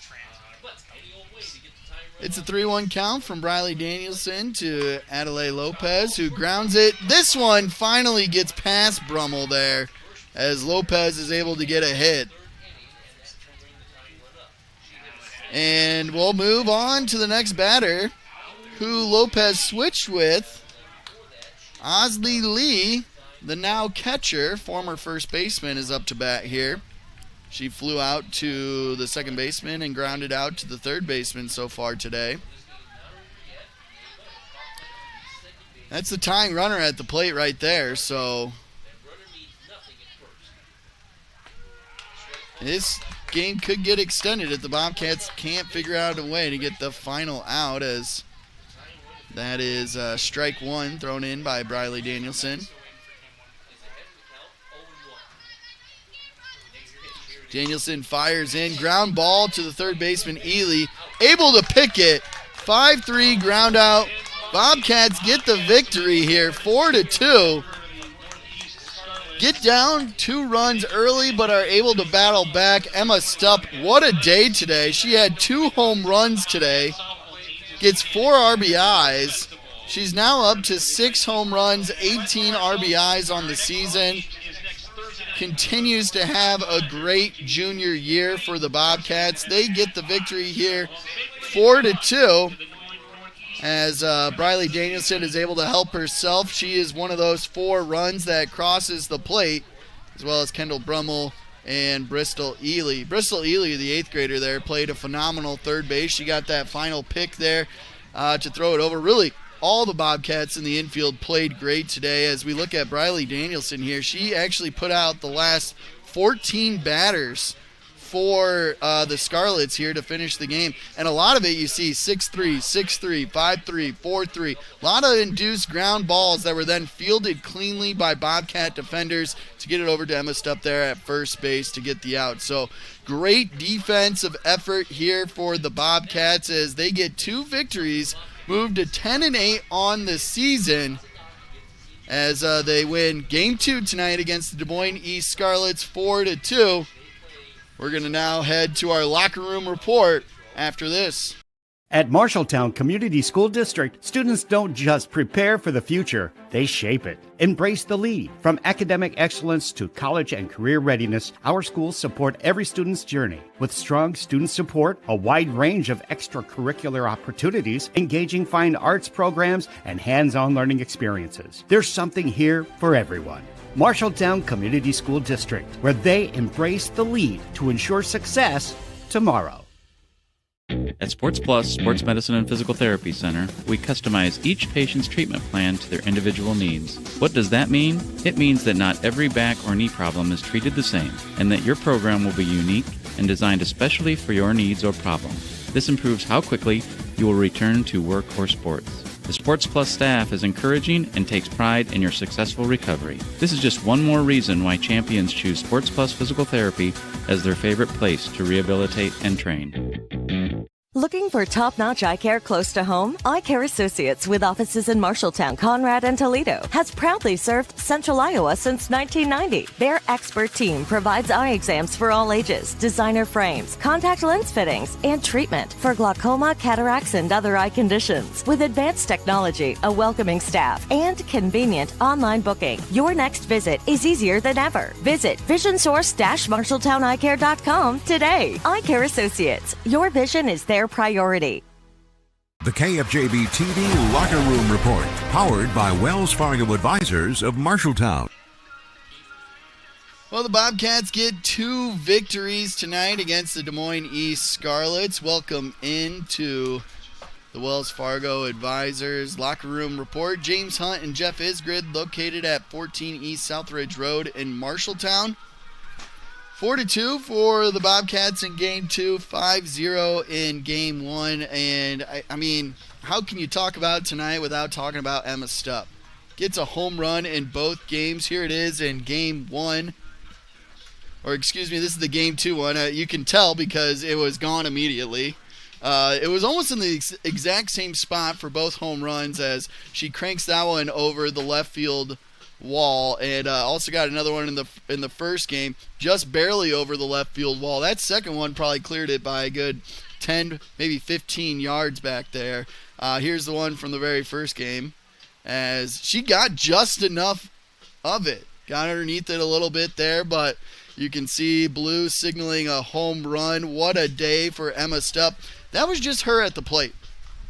Let's talk about Stupp now on the pitcher's mound, because through just 5 innings tonight, Stupp had 12 strikeouts. Incredible control on the mound. She had it going on the mound. She had it going at the plate tonight. Defense was also incredible. Kendall Brummel had a couple of picks there. Bristol Ely at third base, playing a great third base. Oh, in the outfield, Charlotte Reyes coming in Game 2. Pumped, making that catch out in right field. And Olivia Wise playing second base, just as good as anybody in the Iowa Alliance Conference. Just all around a great performance by the Bobcats, both at the plate, not getting frustrated when you're not getting very many hits, and able here in Game 2 to get their two runs in each of those innings with 2 outs, as this one sneaks through and Brummel comes around to score, followed by Ely as well. Bobcats getting all 4 of their runs in Game 2 with 2 outs. Shows you they've got a little poise. Even though they don't have any seniors on the team, they were playing with some poise and a little bit of swagger tonight. We're going to continue on in the locker room report, talk about the OPA players of the week, as well as our Lily Mays sweet play of the game, all coming up right here on KFJB-TV.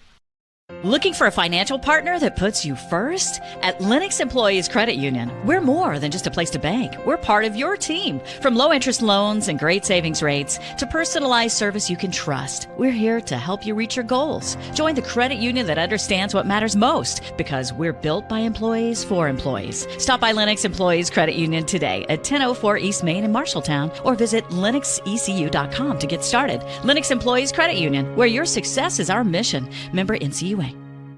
McGregor's Furniture and Mattress is your local furniture store in Marshalltown. With their extensive inventory, you're sure to make a winning selection when you shop McGregor's for your bedroom, living room, and dining room furnishings. McGregor's has the right play for every room in your home. McGregor's Furniture and Mattress is proud to be your locally owned and operated furniture store since 1896, and very proud to support Bobcat Athletics again this season. McGregor's Furniture and Mattress, downtown Marshalltown. Wayward Social is the place for fun. With 20 lanes of bowling, leagues for all levels, great food and drink options, an awesome arcade, there is a ton of fun to be had at Wayward Social. And that's just on the inside. Step outside and enjoy patio life at Gutter Point with drinks, shuffleboard, live music, and fun atmosphere. Follow Wayward Social on Facebook for updates on specials and live music. It is all on South 6th Street in Marshalltown. Visit wayward-social.com to plan your next visit to the place for fun.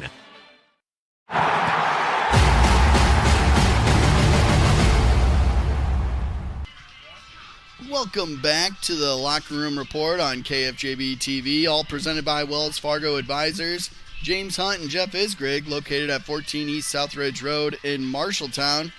Let's take a look at our Athletes of the Week, all brought to you by Opa Grill of Marshalltown. Greek and traditional favorites, all you have to say is Opa. Also Adlin Engraving and Screen Print Company of Marshalltown. More than just t-shirts and hoodies, adlinengraving24.com. Taking a look at the female athlete of the week, we've got Emma Stupp.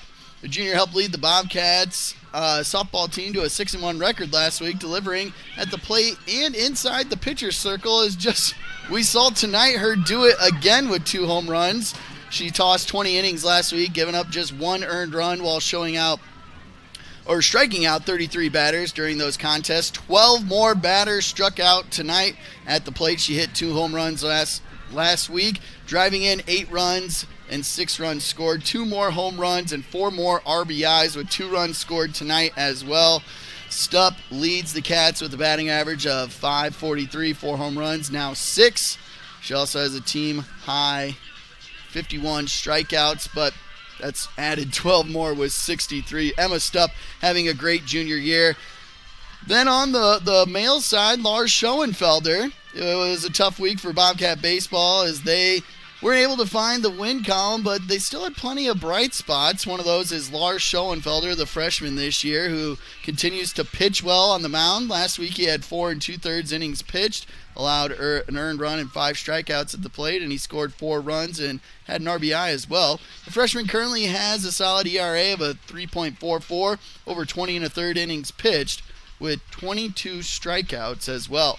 Those are our 2 players of the week, all brought to you by Opa Grill and Adlin Engraving. They will get, I believe they get a $25 gift card and certificate to Opa Grill, along with the Custom Athlete of the Week t-shirt and tumbler from Adlin Engraving and Screen Print Companies. Well, when we come back, we are going to take a look at our Lily Mays Sweet Play of the Game, and we're going to talk with head coach Madeline Dahlke after this on KFJB-TV. A rainbow, a big, beautiful arch you can't quite reach. Kind of like the closed Center Street Viaduct in Marshalltown. But unlike that rainbow, there's a treasure waiting at the end. It's Opa Grill on the north end of the viaduct, serving up incredible Mediterranean and American favorites for dine-in, carry-out, or delivery. With over 40 years of experience, their family is proud to bring you authentic flavor, friendly service, and a meal worth a slight detour. At Opa, quality isn't an accident, it's tradition. Find your treasure today at Opa Grill. You're an empty nester closing in on that retirement property. Chances are your plans didn't include mom moving in, but life happens and you do the right thing. Wells Fargo Advisors can help. For more than 125 years, we've created wealth management and investment strategies aimed at achieving our clients' personal financial goals. When retirement means caring for yourself and a loved one, turn to Wells Fargo Advisors. Together we'll go far. Wells Fargo Advisors is located at 14 East Southridge Road in Marshalltown. Call them at 641-752-5401. They're a member SIPC.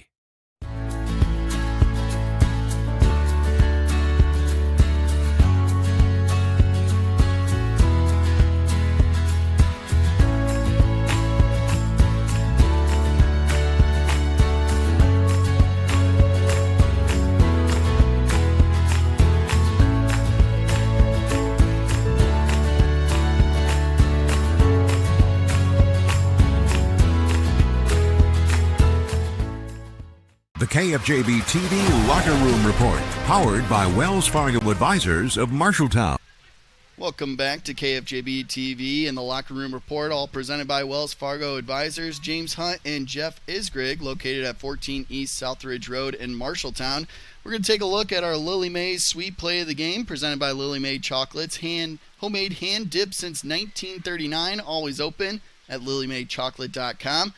And really, it's the base running here that is the sweet play of the game, as Ely comes from first base and is able to round all the way around the bases here. As the ball goes over the catcher, she rounds third and gets home. We got head coach Madeline Dahlke up here. I mean, you're at third base. You were telling her to go the whole way? Yeah, I was. I know she can make it. You know she can make it. Here we get another look from Keith's angle here. As she doesn't let up really at all here. And there you are, telling her to get there. That's put you up by 2. That's a big run right there in game number 2. Yeah, heads-up base running is really, really important in this sport, and they're really starting to capitalize on that. Yeah. So we will continue our post-game coach's interview with head coach Madeline Dahlke just after this. That was our Lily Mae Chocolates Sweet Play of the Game. Homemade hand dip since 1939, always open at lilymaidechocolates.com. Brown's Shoe Fit has a great selection of athletic footwear, including Hoka, Brooks, On Cloud, Birkenstock, and Tomesch. Brown's Shoe Fit can find the right shoe for every occasion for both men and women, including dress shoes, casual shoes, work boots, and more. They carry multiple sizes and widths to ensure the best fit for you. Their expert-friendly staff will take the time to give you the service you deserve. Brown's Shoe Fit, downtown Marshalltown, with you every step of the way. The KFJB-TV Locker Room Report, powered by Wells Fargo Advisors of Marshalltown.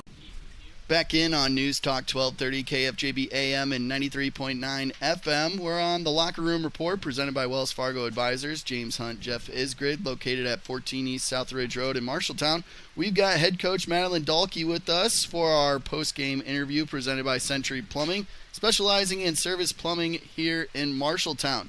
2 wins tonight for you, Coach. Puts you at 10-8 on this season. You're above 500 now. It's got to feel good in year 1. Yeah, it definitely does. Just keep it rolling. Keep it rolling here. So what did you see from the team tonight? I saw a lot of battle and a lot of grit, especially in Game 2 after going down 2 runs. Yeah, they did. They kept battling. Our word of the game today was clutch. So making plays, if we make an error, adjusting to those, and getting hits. And our hits were clutch. We just hit consistently a little too much to them. But yeah, they did well. Yeah, so looking at Briley Danielson, she mowed down, I think it was like 14 batters to end the game here tonight, and a lot of them were basically ground balls to your infield. A lot of ground balls to Brummel there at third base. Also, Ely played the hot corner really well tonight, and Olivia Wise. I can't talk enough about how well her defense was tonight, too. Yeah. That infield really kind of showed up in both games. Yeah, they did. The infield and the outfield in the last 5 games has been night and day different from when we started. They're cleaning up the errors, and they're talking to each other, and they're having each other's backs. And as a pitcher, it makes it a lot easier to pitch to these batters when you know your defense is going to have your back, regardless if there's an error. They're gonna make it back for you. Yeah, Danielson had a really good game here. She goes all 7 innings in Game 2. Doesn't get a lot of strikeouts. She had 42 on the year coming into it. Only just a couple tonight. What did you see from her inducing a lot of those ground balls? You know, your job as a pitcher isn't to strike everybody out. As a pitcher, yes, you love that, and that's what you want to do, but that's not your job. Your job is to get the ball hit on the ground or get the ball hit in the air so your team can make a play. Otherwise, it would just be a one-on-one game. I know she was a little frustrated with it, but I thought she pitched well, and she did exactly what she was supposed to do, and she produced outs for everyone. You know, you say as a pitcher you don't want to strike everybody out, but basically through the first 5 innings of that first game, Emma Stubb did strike just about everybody out. She had 12 strikeouts in the first 5 innings. What can you say about her pitching performance tonight? Yeah, she's been grinding really good on the mound. That girl is so strong in the head that she's not going to let anything, defeat her. And so, yeah, she struck a lot of girls out, and her and Briley have really good speed and really good movement. So I was really proud of them. Both. Emma, she showed up today. She did great. Yeah, Emma showed up definitely on the batting side as well. Really kind of lit the fire, I think, for the team in the second game. She gets that home run in the 4th inning to get 2 runs, ties the game up. Did you see the shift in the dugout as well? Because we could feel it up here. Absolutely. Huge shift. That was one of the things we talked about down the field is that momentum. That should be exciting, but it shouldn't shift. That's how it should be the whole game. But yeah, no, it lit a fire under them, and that's for sure. And carry that over. Yeah, you're able to get a couple more runs in the next inning to take the lead and win the game there. Stupp is having a great year. 6 home runs, 18 RBIs on the season. Just 18 games into the season. That's 1 a game. It's gotta. We kept saying that's the person we want runners on base in front of Stupp. She will get them around, and that seemed to kind of be what was working tonight. Yeah, that's what we try to do, and a lot of people may think something about my lineup, but my lineup is strategically based that our hitters 1 through 9 are hitting people around. So I don't like to stack everybody right in that front 5 spots. I like to spread them out. So yeah, she's killing it. She's a force to reckon with, and I'm glad she's back here playing Bobcat softball. Yeah, we talk a lot about the infield and some of those big bats, but the outfield played really well today. A lot of catches, not a lot of fly balls. Saw the grass here tonight. What can you just say about the outfield? It's not just 3 players you're throwing out there. No. Leah had a great day at practice yesterday, and so that's why she got a chance at center. Hannah did great, and Charlotte made a beautiful catch out there. Our outfield has come a long ways from the beginning of the season, and they're using 2 hands, and they're drop stepping, and I'm very proud of them. And it's the simple things that we really got to work on, and they're executing very well. 4 in a row now for the Bobcats. How are we feeling then coming into this weekend? Are we going to continue this streak? Is that the plan? That's the plan. They got to come in with the attitude of, we should have won this game a lot differently than we did. So they need to show up and they need to compete at the other team's level. We don't need to stoop down. We need to either be at ours or above. And we tend to play at the other team's level. So the plan is to keep it going. Solid at-bats. Yeah. All right. Well, you're above 500. Keep playing above 500 baseball. We appreciate the time tonight, Coach Dahlke. Thank you. Yeah, so that'll wrap up our coaches interview, all brought to you by Century Plumbing, specializing in service plumbing in Marshalltown. After this, we'll wrap up the Locker Room Report on KFJB-TV. When you need a plumber quickly, try Century Plumbing of Marshalltown. We specialize in service plumbing, not new construction or large remodels, so we get to our customers faster, from clogged drains to water heaters and everything in between. We can help with a guaranteed appointment and quality, efficient service. I'm Sarah, co-owner of Century Plumbing, and I'd love to book your appointment today. Call 641-750-0108. That's 641-750-0108. Good call tonight, man. You too? You think what I'm thinking? Let's go to Legends for a Bobcat burger. Hi, guys. What are we hungry for today? I think we're going to do 2 Bobcat burgers.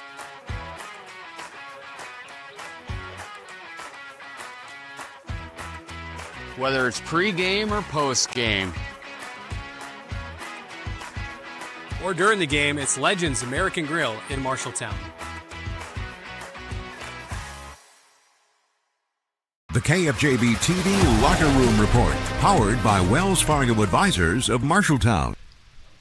Welcome back to the Locker Room Report on KFJB-TV. Want to thank Carl Auto Group, as the transportation for today's game on KFJB-TV is all presented by Carl Auto Group in Marshalltown.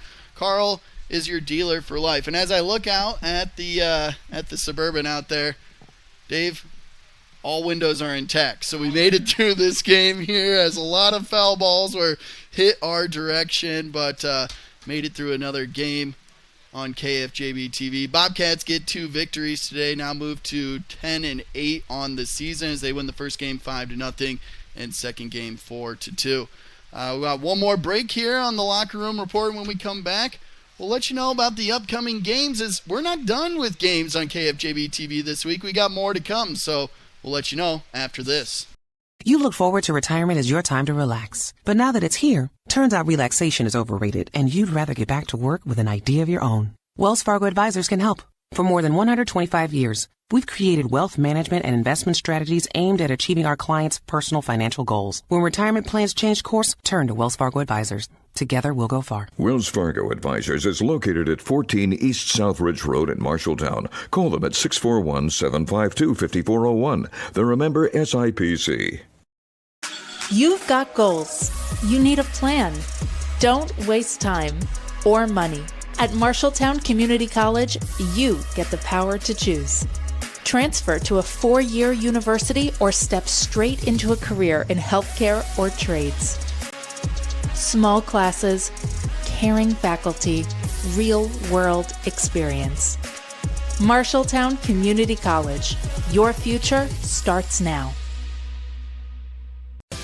When you're craving something quick, tasty, and satisfying, think your Marshalltown Dairy Queens. From hot made-to-order favorites like burgers, chicken strips, and fries to the Dairy Queen classics you love, blizzards, cones, sundaes, and shakes. Be sure to check out the monthly featured treats and limited-time favorites, always giving you something new to try. Whether it's lunch, dinner, or a sweet treat, just because, your Marshalltown Dairy Queens has you covered. 2 convenient locations, South Center Street and North 3rd Avenue in Marshalltown, where happy tastes good every day. The KFJB-TV Locker Room Report, powered by Wells Fargo Advisors of Marshalltown.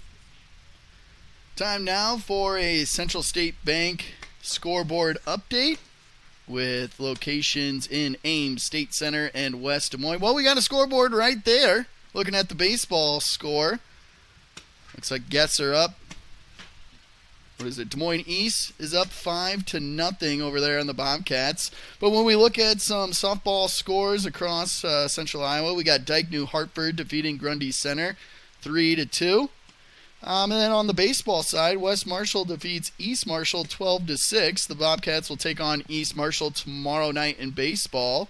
And then some more baseball. Benton defeats South Tama 36-0 here. We did question that. We got it confirmed. It is 36-0. Sigourney defeats BGM 14-0. And Grundy Center beats Dike New Hartford 11-0. Those are your scoreboard updates, all brought to you by Central State Bank.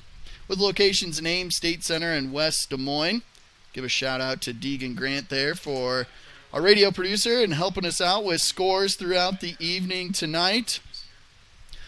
Want to let you know about our upcoming streams. We're going to be busy. Like I said, tomorrow, Friday night, we got baseball against East Marshall. It's also the Game of Champions. We're celebrating the 5 state champion teams for the Marshalltown Bobcats. So that'll be a special game tomorrow night right here on KFJB-TV, and the A-team's back.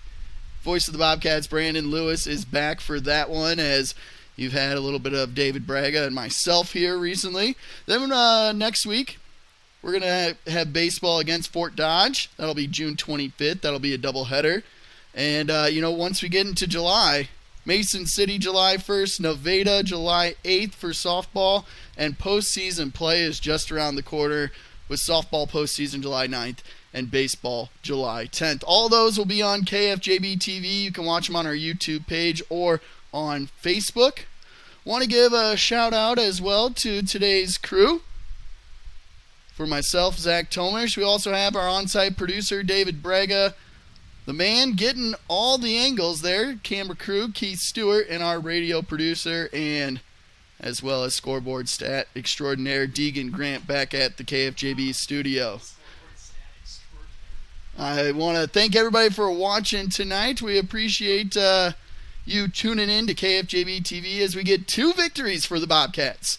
5-0 in Game 1 and 4-2 in Game 2, as Emma Stupp got all of that one and more, leading the Bobcats both pitching and at the plate. Bobcats get the victory here on KFJB-TV.